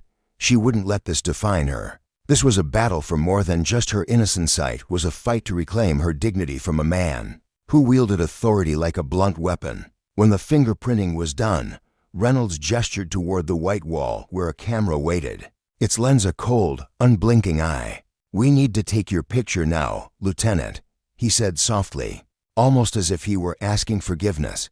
Sarah took a deep breath, squaring her shoulders as she stepped forward. She stood tall, her chin lifted defiantly, staring straight into the camera's gaze. The flash exploded in a blinding burst, searing the moment into eternity, an image that would forever mark this chapter of her life. To Sarah, it wasn't just a photograph, it was a snapshot of injustice, a permanent reminder of the day her trust in the system she'd served was shattered. As the light faded, she turned to face Miller, who stood there with that same mocking grin plastered across his face. "Think you'll wiggle out of this one easily, Lieutenant?" he taunted, his voice thick with sarcasm, each syllable a jab meant to provoke her. "You made a mistake thinking you're above the law, above me." His eyes gleamed with triumph, certain he'd already won. Sarah locked eyes with him, her anger simmering just beneath the surface, but her voice remained calm, cutting like a blade. "This isn't about the law, Miller. It's about you abusing your power, twisting it into something dirty and personal. But I won't let you win this gamut now, not ever." Her words hung in the air, a quiet promise of resistance. Miller's smirk faltered for a split second, but he quickly recovered, saying nothing more. He didn't need Taha's silence screamed confidence, a belief that he held all the cards. With the paperwork complete, Reynolds slipped the handcuffs back onto Sarah's wrists, his hands hesitant as the metal clicked shut. He led her down the station's long, sterile hallway toward the holding cells, each step echoing off the linoleum floor like a drumbeat of defeat. This was a path she'd walked countless times before, but always as the enforcer, the one in control. Now, every clack of her boots felt like a wound to her pride, a reminder of how far she'd fallen in a single day. The officers lining the corridor, some she'd trained, others she'd mentored, watched in stunned silence, their eyes wide with shock or narrowed in suspicion. She kept her head high, refusing to let their stares break her, but the weight of their judgment pressed down all the same. When they reached the holding area, the cold steel door creaked open, revealing a small, dimly lit cell that smelled faintly of disinfectant and despair. Reynolds paused, his gaze soft with sympathy, before stepping aside to let her enter. The door slammed shut behind her with a hollow clang, the sound reverberating in her Bonessa final, chilling note of her descent. Alone now, Sarah sank onto the hard bench, her body sagging as the adrenaline drained away. The concrete walls seemed to close in, amplifying the isolation that gnawed at her mind. How had it come to this? A lieutenant with years of service, reduced to a suspect over a fabricated charge? The absurdity of it all twisted her stomach. But beneath the disbelief burned a certainty. This wasn't a mistake. It was deliberate, a product of Miller's racism and unchecked arrogance, a lesson in how power could corrupt even the smallest of men. Yet even in that suffocating cell, Sarah's spirit refused to break. She leaned her head back against the wall, closing her eyes as she steadied her breathing. This was only the beginning. She told herself a skirmish in a war she hadn't asked for, but wouldn't lose. She'd fight back, expose Miller's lies, and prove her innocence. Not just for herself, but for every officer who'd ever faced such betrayal. The truth would surface, she vowed silently, because just as serial justice couldn't be buried forever. The sharp clang of the cell door jolted her from her thoughts. She looked up to see Captain Rebecca Davis striding in, her presence filling the cramped space with an aura of authority. Davis was a force of nature, stern, unyielding, and fiercely fair. A woman Sarah had admired since her earliest days on the force. Her short-cropped gray hair framed a face set in a hard line, but her dark eyes betrayed a flicker of concern as they settled on Sarah. "What the hell is going on here, Thompson?" Davis demanded, her voice steady but edged with disbelief. "I heard you were arrested for shoplifting, off all things. Tell me this isn't what it looks like." Sarah rose to her feet, relief washing over her at the sight of her captain. If anyone could cut through this mess, it was Davis. Still, the humiliation of explaining herself gnawed at her as she spoke.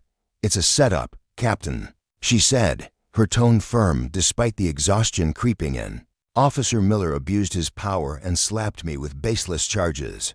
He claims I stole from a convenience store, says he saw me pocketing something when all I did was buy a bottle of water and a granola bar. This isn't a misunderstanding. It's racism, plain and simple, and a gross misuse of authority." Davis didn't reply immediately. She stood there, arms crossed, studying Sarah with a piercing gaze that seemed to peel back every layer of the story. She was a woman who weighed every word, every action. And Sarah knew she was being measured not as a suspect, but as the officer Davis had always trusted. After a long, tense silence, Davis turned to Reynolds, who hovered awkwardly by the door, clutching his paperwork like a lifeline. "Release her," she ordered, her voice ringing with unshakable command. "Now." Reynolds shifted uncomfortably, his fingers tightening around the papers. "Captain, I get it. But procedure's procedure," he stammered, glancing between the two women. "I have to process her according to the rules." "I don't give a damn about procedure right now," Davis snapped, her eyes flashing with a rare intensity. "Release her. If there's fallout, I'll take full responsibility." "That's an order." Her tone left no room for argument, and Reynolds, with a reluctant nod, fumbled with the keys. The cell door swung open, and as he removed the handcuffs, Sarah flexed her wrists, savoring the faint rush of freedom. It wasn't victor in it yet, but it was a start. Davis gave her a sharp nod. "Come with me," she said, turning on her heel and striding out without waiting for a response. Sarah followed, her steps steady despite the whirlwind of emotions still raging inside Harrowleaf. Gratitude and a simmering resolve to see this through. As they passed through the station, the air grew thick with the weight of watching eyes. Her colleagues stood frozen, their expressions a mix of shock, curiosity, and unease. Whispers rippled through the room, too faint to catch but loud enough to feel. Sarah didn't falter. She walked with the same confidence she'd honed over years of service, her head high, her gaze fixed forward. Their doubts couldn't touch her yet. She'd prove them wrong, not with words, but with the truth. In that moment, the lesson crystallized in her mind. Justice wasn't a given, not even within these walls. It could be twisted, manipulated by those like Miller who saw power as a tool for personal gain. But the consequences of such abuse were inevitable. Miller's smug triumph wouldn't last. Sarah would make sure of it. She'd expose him, not out of vengeance, but because the badge they both wore demanded accountability. And as she walked beside Davis, the weight of that responsibility settled over her, heavier than ever, but paired with a fierce determination to see it through to the end. The air inside Captain Davis's office felt heavy, saturated with the weight of countless decisions made within its four walls. The room itself was modest, its tidy shelves and neatly stacked files a testament to the order Davis demanded in her world. A faint scent of old coffee lingered, mingling with the sharp tang of polished wood. Sunlight streamed through a narrow window, casting long shadows across the desk where Davis sat, her posture rigid yet somehow weary. She gestured toward the chair opposite her, her fingers brushing the air with quiet authority. Sarah hesitated for a split second before settling into the seat, the worn leather creaking beneath her. Her heart thudded in her chest, not from fear, but from the simmering resolve that had been building inside her for days. "Sarah," Davis began, her voice softer than usual, though it carried an unmistakable edge of gravity. "I've known you for years. You're not just a good official, you're one of the best I've ever worked with. Your dedication, your integrity, it's never been in question. Not with me." She paused, her dark eyes searching Sarah's face, as if measuring the toll this ordeal had already taken. "But something about this case stinks. Officer Miller, he's crossed lines before. I've heard whispers, seen patterns. This isn't new behavior for him. What we need is hard proof. Without it, we're just chasing shadows." Sarah nodded, her jaw tightening as Davis's words sank in. She'd known the captain was sharp, fair, and fiercely committed to the truth, but hearing it aloud steadied her. What had happened wasn't a petty misunderstanding or a fleeting clash of egos. It was a calculated strike, a venomous attempt to shred her reputation and everything she'd built. Her mind flashed back to the convenience store, the accusing glares, the cold grip of handcuffs she didn't deserve. "I know you're right, Captain," she said, her voice steady despite the storm raging inside her. "It's not just about power with Miller. He wants to bury me. But the security footage from that story, if we can get the original, untainted version, I'm certain it'll show what really happened. It'll prove I didn't do this." Davis leaned back in her chair, her fingers drumming lightly on the desk as she weighed Sarah's words. The faint hum of the station filtered through the walls, phones ringing, voices murmuring, the steady pulse of a place that never truly slept. After a moment, she nodded. "I'll handle it myself," she said decisively. "I'll request the footage from the store and start an investigation into Miller's actions." But Sarah, her tone sharpened, a warning laced with concern. "You need to brace yourself. Miller's not some reckless rookie. If he's behind this, he's covered his tracks. He's cunning, and he won't go down without a fight. This could get messy." Sarah exhaled, the breath escaping her lips in a slow, deliberate stream. She knew Davis wasn't exaggerating. She'd seen it too many times, officers drunk on their own authority, bending rules, breaking lives, all to shield their egos or hide their sins. Miller wasn't just a bully, he was a predator, and she'd become his prey. "I'm not backing down." "Captain," she said, her voice rising with a fierce clarity, "I've poured my life into this Joe Binto justice, into doing what's right.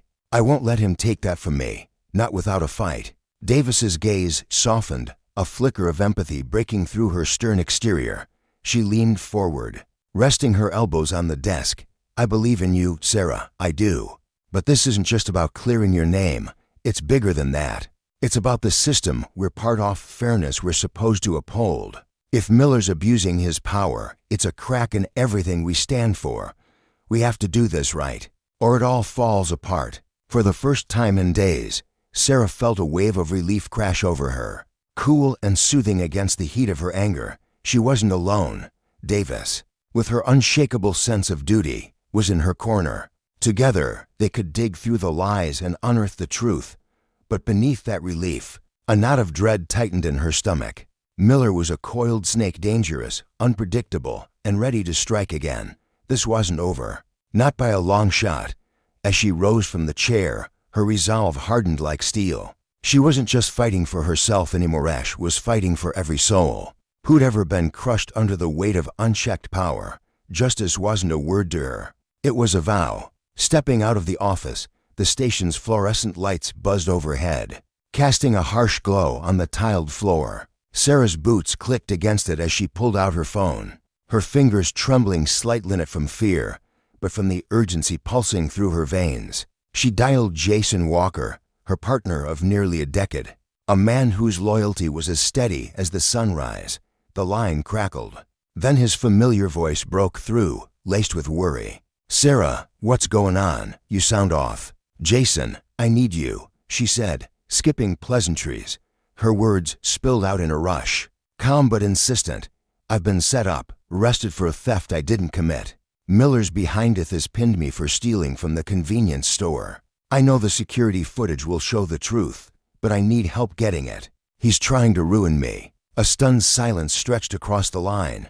Sarah could picture Jason, his brow furrowing, his broad shoulders tensing as he processed her words. "Are you kidding me?" he finally said, his voice thick with disbelief. "Miller, that sleaze? I've heard the rumors guy's always had a chip on his shoulder, throwing his weight around like he owns the place. But this, targeting you, that's insane. He's gone way over the line." "Exactly," Sarah replied, her tone hardening. "He's not just flexing, trying to erase me. But I'm not letting him win. We need that footage, Jason, the original, before he gets his hands on it. It's my only shot." Jason let out a low whistle, the sound crackling through the phone. "All right, I'm in. I'll dig into who reported the theft, see if I can track down that footage. If Miller's tampered with anything or paid someone off, we'll sniff it out. This is personal now." His confidence steadied her, a lifeline in the chaos. "Thanks, Jason," she said, her voice softening with gratitude. "I don't know what I'd do without you." "Don't mention it," he shot back, a hint of warmth cutting through his gruff tone. "We'll figure this out.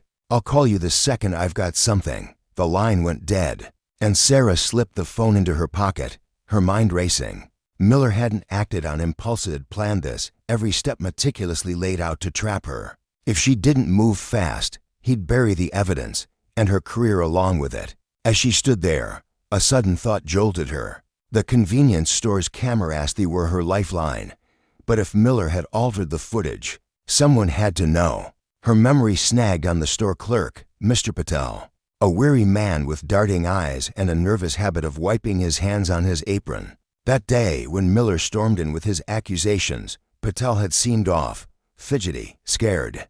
Had he been pressured, paid, whatever it was, he held a piece of this puzzle. She needed to talk to him. No. The next morning, the convenience store loomed ahead, its faded sign flickering in the pale dawn light. Sarah and Jason pushed through the glass door, the bell jangling sharply above them. The place smelled of stale cigarettes and cheap air freshener, its shelves cluttered with candy bars and dusty cans. To Sarah, it wasn't just a store anymore, it was a battlefield, the site of her humiliation. Her stomach churned as memories flooded back, Miller's smug grin, the cold metal biting her wrists, the sting of betrayal from a system she'd sworn to protect. Behind the counter, Mr. Patel froze, his hands pausing mid-motion as he straightened a stack of lottery tickets. His thin face paled, his eyes darting between Sarah and Jason like a cornered animal. Hello," he stammered, his voice barely above a whisper. "Mr. Patel," Sarah said, keeping her tone even but firm. "We need to talk about what happened the other day." She stepped closer, her gaze locking onto his. Up close, she could see the sweat beading on his forehead, the way his fingers twitched against the counter. "To told the police everything," he said, his words tumbling out too fast. "I don't know anything else. I was just following orders." Sarah's eyes narrowed. "I don't buy that, Mr. Patel. Something's not right here. And I think you know it. This is your chance to come clean before this blows up in your face." Patel's shoulders slumped, his resolve crumbling under her stare. "I didn't want to," he whispered, his voice cracking. "Miller came here days ago. Told me to report a theft. Said I'd regret it if I didn't. I've got a family." Bilsey couldn't say no. His hands shook as he spoke, guilt and fear warring in his eyes. Sarah's blood boiled, but she kept her composure, her face a mask of calm. Miller hadn't just framed her, bullied an innocent man into his scheme, wielding his badge like a weapon. "We need your help, Mr. Patel," Jason cut in, his voice low and commanding. "Give us an official statement about Miller's threats. Do that, and we'll make sure you're protected." Patel nodded, tears welling in his eyes. "Okay, I'll do it. I just want this over." As they left the store, Sarah felt a flicker of hope ignite within her. Patel's testimony was a crack in Miller's armor, but it wasn't enough. They still needed that footage. Back at the station, her phone buzzed with a message from Davis. "Footage retrieved. Meet me now." Her pulse quickened. This could be if key to her freedom. But doubt gnawed at her. Miller was too clever to leave loose ends.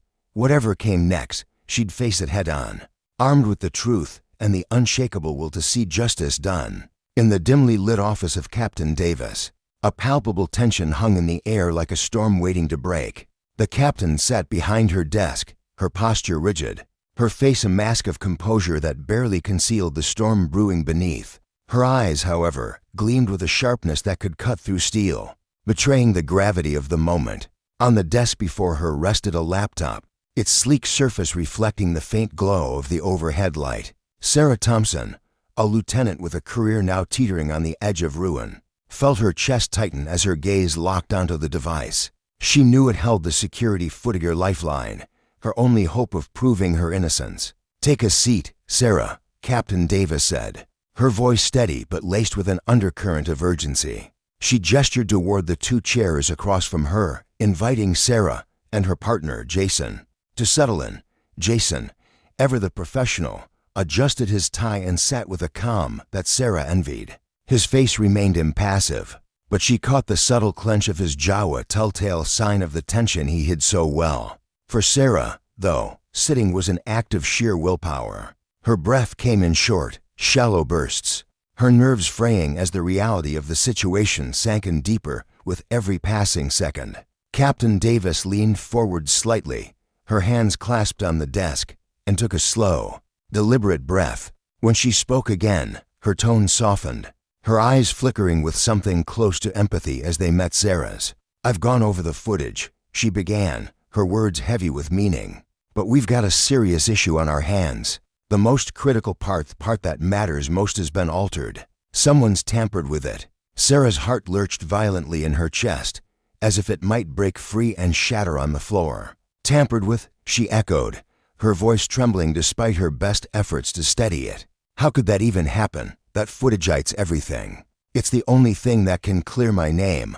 Her mind raced, spiraling into a whirlpool of disbelief and dread. She'd staked her entire defense on that recording, and now it was slipping through her fingers like sand. Davis nodded, her lips pressing into a thin line. Frustration flickered in her eyes, mirroring Sarah's own turmoil. "I know," she said, her voice firm yet tinged with a quiet resolve. "That's exactly why we can't waste any time. I've got a strong suspicion Miller's behind this. The footage shows you in the store, Sarah, clear as day. But the part where you're accused of stealing, it's gone cut out like it never existed. We need to track down the original, unedited version before he gets rid of it for good." Jason, who had been sitting silently, his hands folded in his lap, finally broke his stillness. He leaned forward, his voice tight with barely restrained anger. "So you're saying Miller's still got the real footage somewhere? If we don't move now, he'll have all the time he needs to wipe it clean and bury us." His words hung in the air, sharp and cutting, a stark reminder of the stakes they faced. Sarah's anger surged, hot and fierce, coursing through her veins like wildfire. Miller, her supposed colleague, A man she'd once trusted had orchestrated this nightmare. He was trying to dismantle her career, shred her honor, and leave her with nothing. And now, it seemed, he was on the verge of succeeding. "We can't let that happen," she said, her voice rising with a newfound determination that surprised even her. "We've got to find that evidence before it's gone forever. He can't just walk away from this." Captain Davis gave a curt nod, her expression hardening with resolve. "I've already set things in motion, an official investigation into Miller's actions.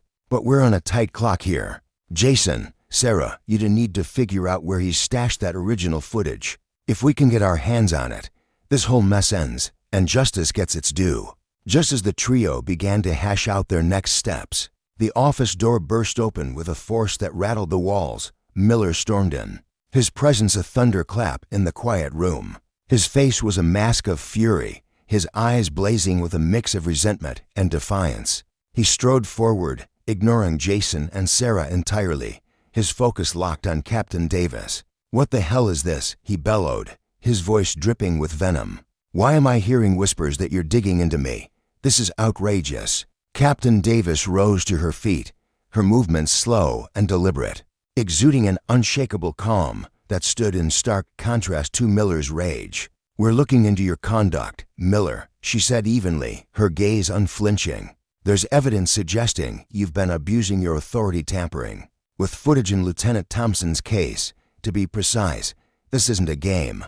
Miller let out a harsh, mocking laugh, his smug grin twisting his features into something ugly. "You've got to be kidding me. Thompson was caught red-handed, snatching goods like some petty thief. And now you're flipping the script to come after me.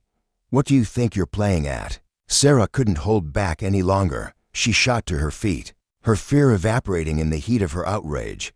She stepped toward Miller, locking eyes with him, her voice steady and fierce. "You set me up, Miller. You forced Mr. Paddle to lie, to file that fake report, and then you doctored the footage to bury the truth. You're trying to destroy me, but I'm not going down without a fight. You won't get away with this." Miller took a menacing step closer, his face contorted with defiance, his breath hot with anger. "You think you can take me down, Thompson? You've got nothing, no proof, no leverage. Your career's already toast. Give it up." Jason surged to his feet beside Sarah, his patience snapping like a taut wire. "We'll find the evidence, Miller," he said, his voice low and dangerous. "That footage you messed with, it's not going to stay hidden forever. If you think you can slink away unscathed, you're dead wrong." Miller's eyes narrowed, his expression darkening into something almost predatory. "You're out of your depth," he snarled. "I've been around long enough to know how to tie up loose ends. You're all bluffing, and it's pathetic." Captain Davis cut through the escalating tension, her voice a blade of authority. "Enough, Miller. I've launched a full investigation into your actions. If you've got anything to say, you'd better prepare to face the consequences. I won't let anyone, especially you, taint this system with corruption." Miller huffed, his chest heaving with barely contained rage. He took a step back, his glare sweeping over them all. "You'll regret this," he spat, his words dripping with malice. Then, with a final sneer, he turned on his heel and stormed out, slamming the door so hard the frame shuddered. The room fell silent, the air thick with the aftermath of his departure. Sarah's heart pounded wildly, a chaotic rhythm of fear and resolve. She knew this was far from over. Jason turned to her, his eyes burning with determination.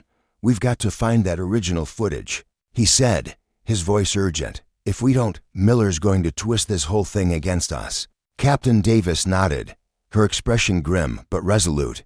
"He's probably already moved to Thidnet, somewhere he thinks we'll never look. We need to figure out his next move and beat him to it." Sarah's mind raced, sifting through memories of past cases, searching for a clue. Then it hit her, a spark of insight that felt like a lifeline. If Miller's trying to keep that footage safe, he wouldn't leave it somewhere obvious. He'd stash it where he has total control. What about his house in the suburbs? It's isolated, privately perfect for hiding something like this. Jason's brow furrowed as he considered it, his fingers tapping restlessly against his thigh. "That makes sense. He's got that place out there to stories. Plenty of room to tuck something away. Could be our best shot." Davis paused, weighing the idea, then gave a decisive nod.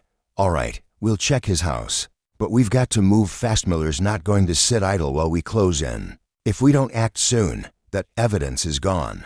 In a matter of moments, a plan took shape.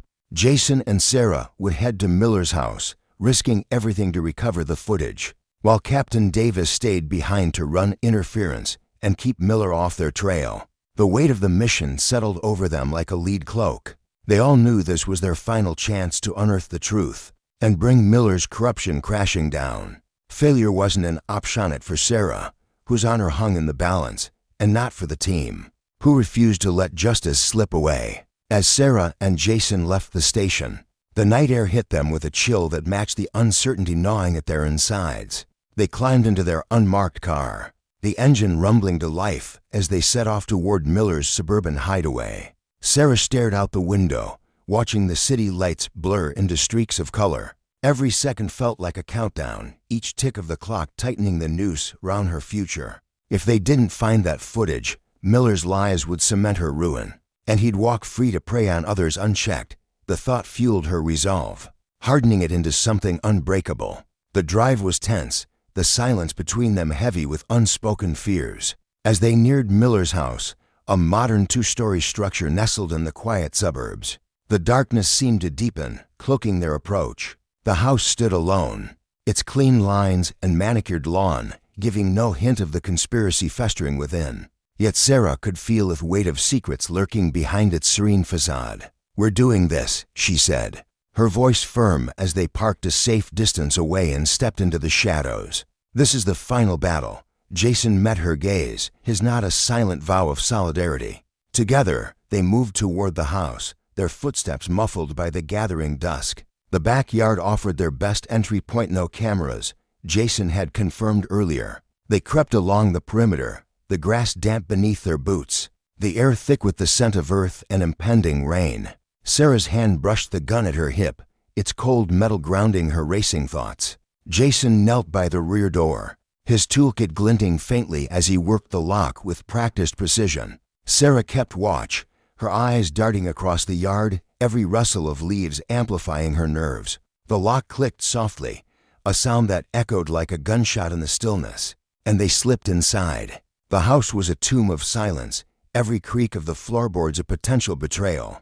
Sarah's pulse thundered in her ears as they navigated the darkened halls. Their destination clear, Miller's private office on the second floor. The room, tucked at the end of a long hallway, overlooked the backyard through a wide window framed by heavy curtains. Jason signaled for her to wait, his silhouette vanishing briefly as he checked for any signs of life. "Clear," he whispered, and they stepped inside. The office was chaos, papers strewn across the desk, files spilling from shelves, a testament to Miller's arrogance or paranoia. Sarah's hope flared. The disorder suggested they were close. Jason rifled through drawers, his movements swift and silent, while Sarah scoured the desk, her fingers trembling as she sifted through the clutter. Then a triumphant hiss from Jason got it. He held up a small, unmarked USB drive, its simplicity belying its importance.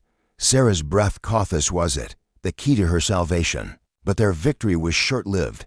A loud crash erupted from the front of the house, shattering the silence. Sarah's heart leapt into her throat as heavy footsteps pounded through the hall. Miller, home too soon, his anger a tangible force reverberating through the walls. "Hurry," she whispered, her voice sharp with panic. Jason shoved the USB into his pocket, and they bolted for cover, the truth now within reach but the danger closer than ever. The battle for justice had just begun, and the consequences of Miller's abuse of power loomed larger with every step he took toward them. In the dim, suffocating stillness of the office, Sarah wedged herself into the shadowed corner, her body pressed so tightly against the wall that she could feel the rough texture of the paint scraping her skin. Her breaths came in short, ragged gasps, each one a desperate attempt to stay silent, to keep the pounding of her heart from betraying her. Her fingers curled around the cold metal of her gun, the weight of it grounding her as her mind raced with a storm of fear and resolve.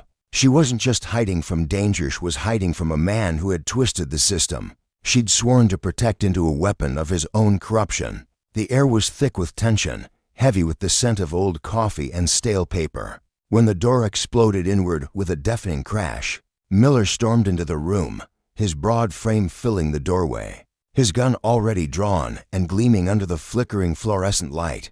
His face was a mask of unrestrained fury, eyes wild and bloodshot. His jaw clenched so tight it seemed his teeth might shatter. Papers were strewn across the floor, drawers yanked open. A chair toppled his once pristine office, now a chaotic testament to his unraveling control. "Come out now," he bellowed, his voice a raw, guttural roar that echoed off the walls, dripping with anger and a madness that sent a chill down Sarah's spine. "I know you're in here." Sarah's chest tightened. This was the moment she'd known would come. The confrontation she'd steeled herself for through sleepless nights and whispered plans. Her eyes flicked to Jason, crouched behind a filing cabinet across the room, his own gun clutched in steady hands. Their gazes locked for a fleeting second, a silent exchange of trust and determination passing between them like a lifeline. With a barely perceptible nod, they moved as one, rising from their hiding places with the precision of soldiers stepping into battle.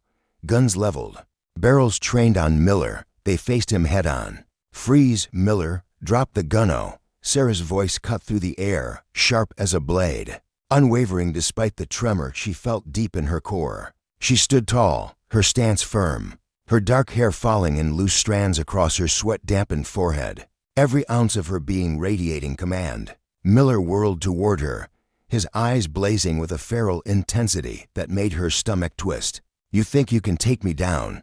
He spat, his words venomous, his lips curling into a sneer. "You think you'll get away with this, Sarah? No one's going to believe you. I'll bury you, will make you wish you'd never dared to cross me." His voice was a low growl, each syllable laced with the arrogance of a man who'd spent years bending the world to his will. But Sarah didn't flinch.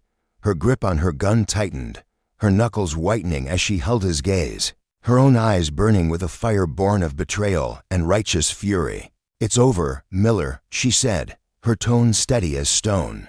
"I've got the unedited footage proof of every lie you've told, every life you've ruined.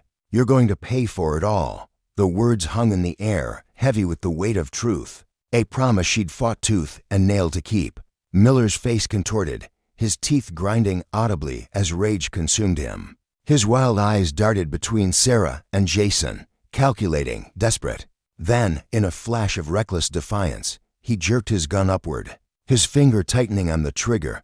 But Jason was faster. A single, deafening shot rang out, the sound reverberating through the cramped office as the bullet tore into Miller's leg. He crumpled to the floor with a guttural cry, his weapon flying from his hand and skittering across the tiles, spinning to a stop near the overturned chair. Blood seeped through his pant leg, pooling beneath him as he clutched the wound.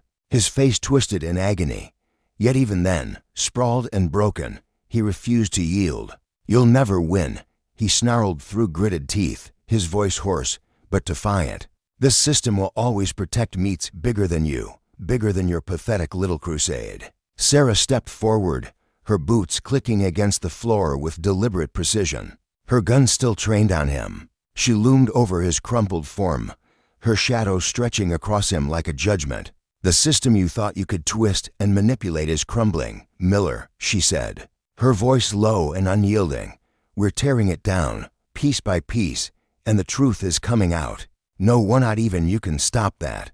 Her words weren't just a threat, they were a vow, forged in the fires of every sleepless night she'd spent piecing together evidence, every moment she'd doubted herself only to push forward anyway.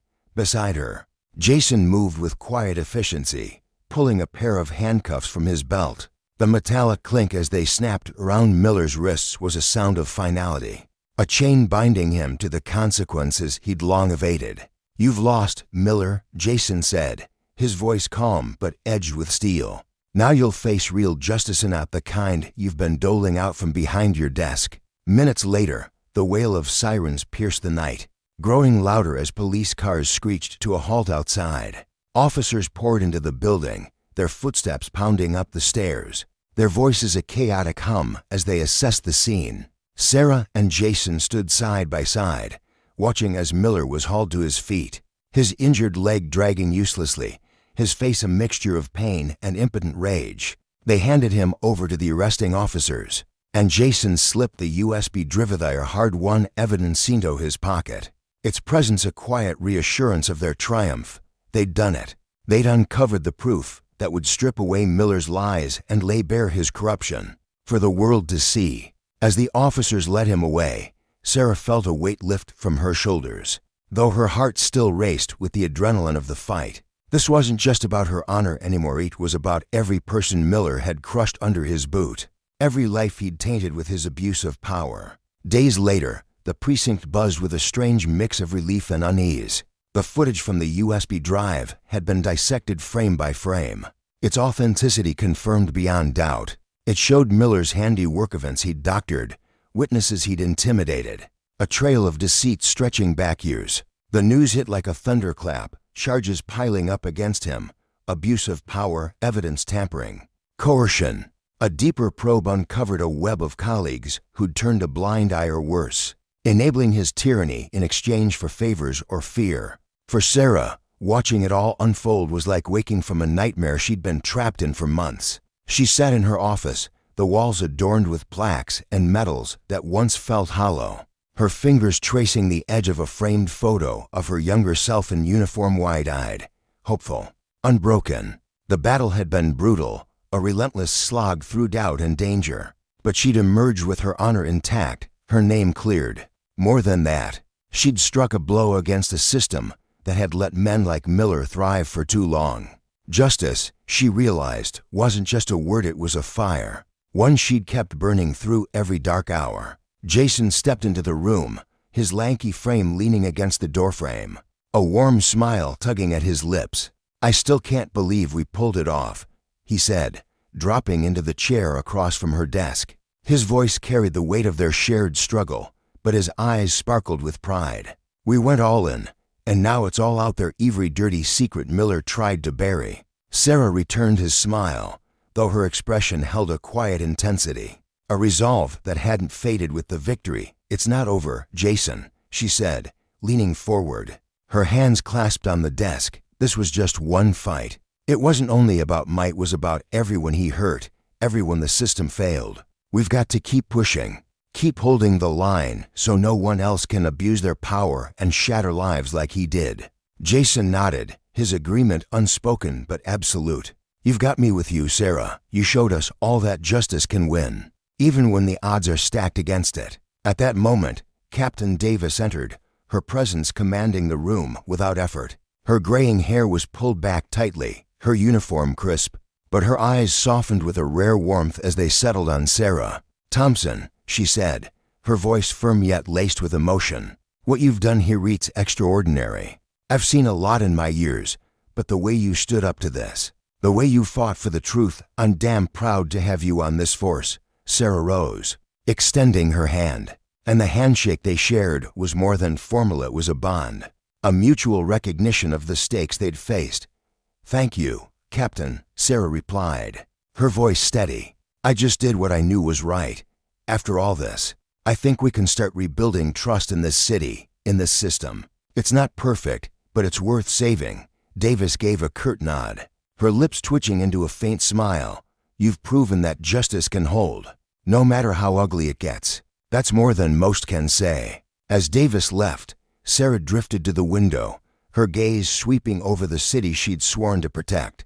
Dawn was breaking, the first rays of sunlight spilling across the rooftops, painting the streets in hues of gold and amber. She felt a quiet renewal stirring within her, a sense that after the chaos and betrayal, something new could grow. Outside, a few of her colleagues passed by, their nods subtle but laden with respect, a respect she'd earned through blood and grit.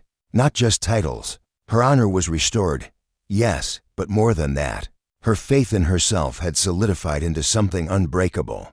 Back at her desk, she sat with a renewed purpose, the weight of responsibility settling over her like armor. The fight for justice wasn't finished, it never would debut. She was ready for whatever lay ahead. Sarah Thompson wasn't just a lieutenant anymore. She'd become a beacon, a living testament to resilience and the unyielding pursuit of truth. The scars of this chapter would stay with her, but they only fueled her determination. As the city woke to a new day, she knew her journey was far from over. There would be more battles, more shadows to chase, but she stood taller now, a warrior forged in the crucible of hardship, ready to defend the values she held dear. For Sarah, justice wasn't a destination, it was a promise, one she'd keep fighting for, no matter the cost.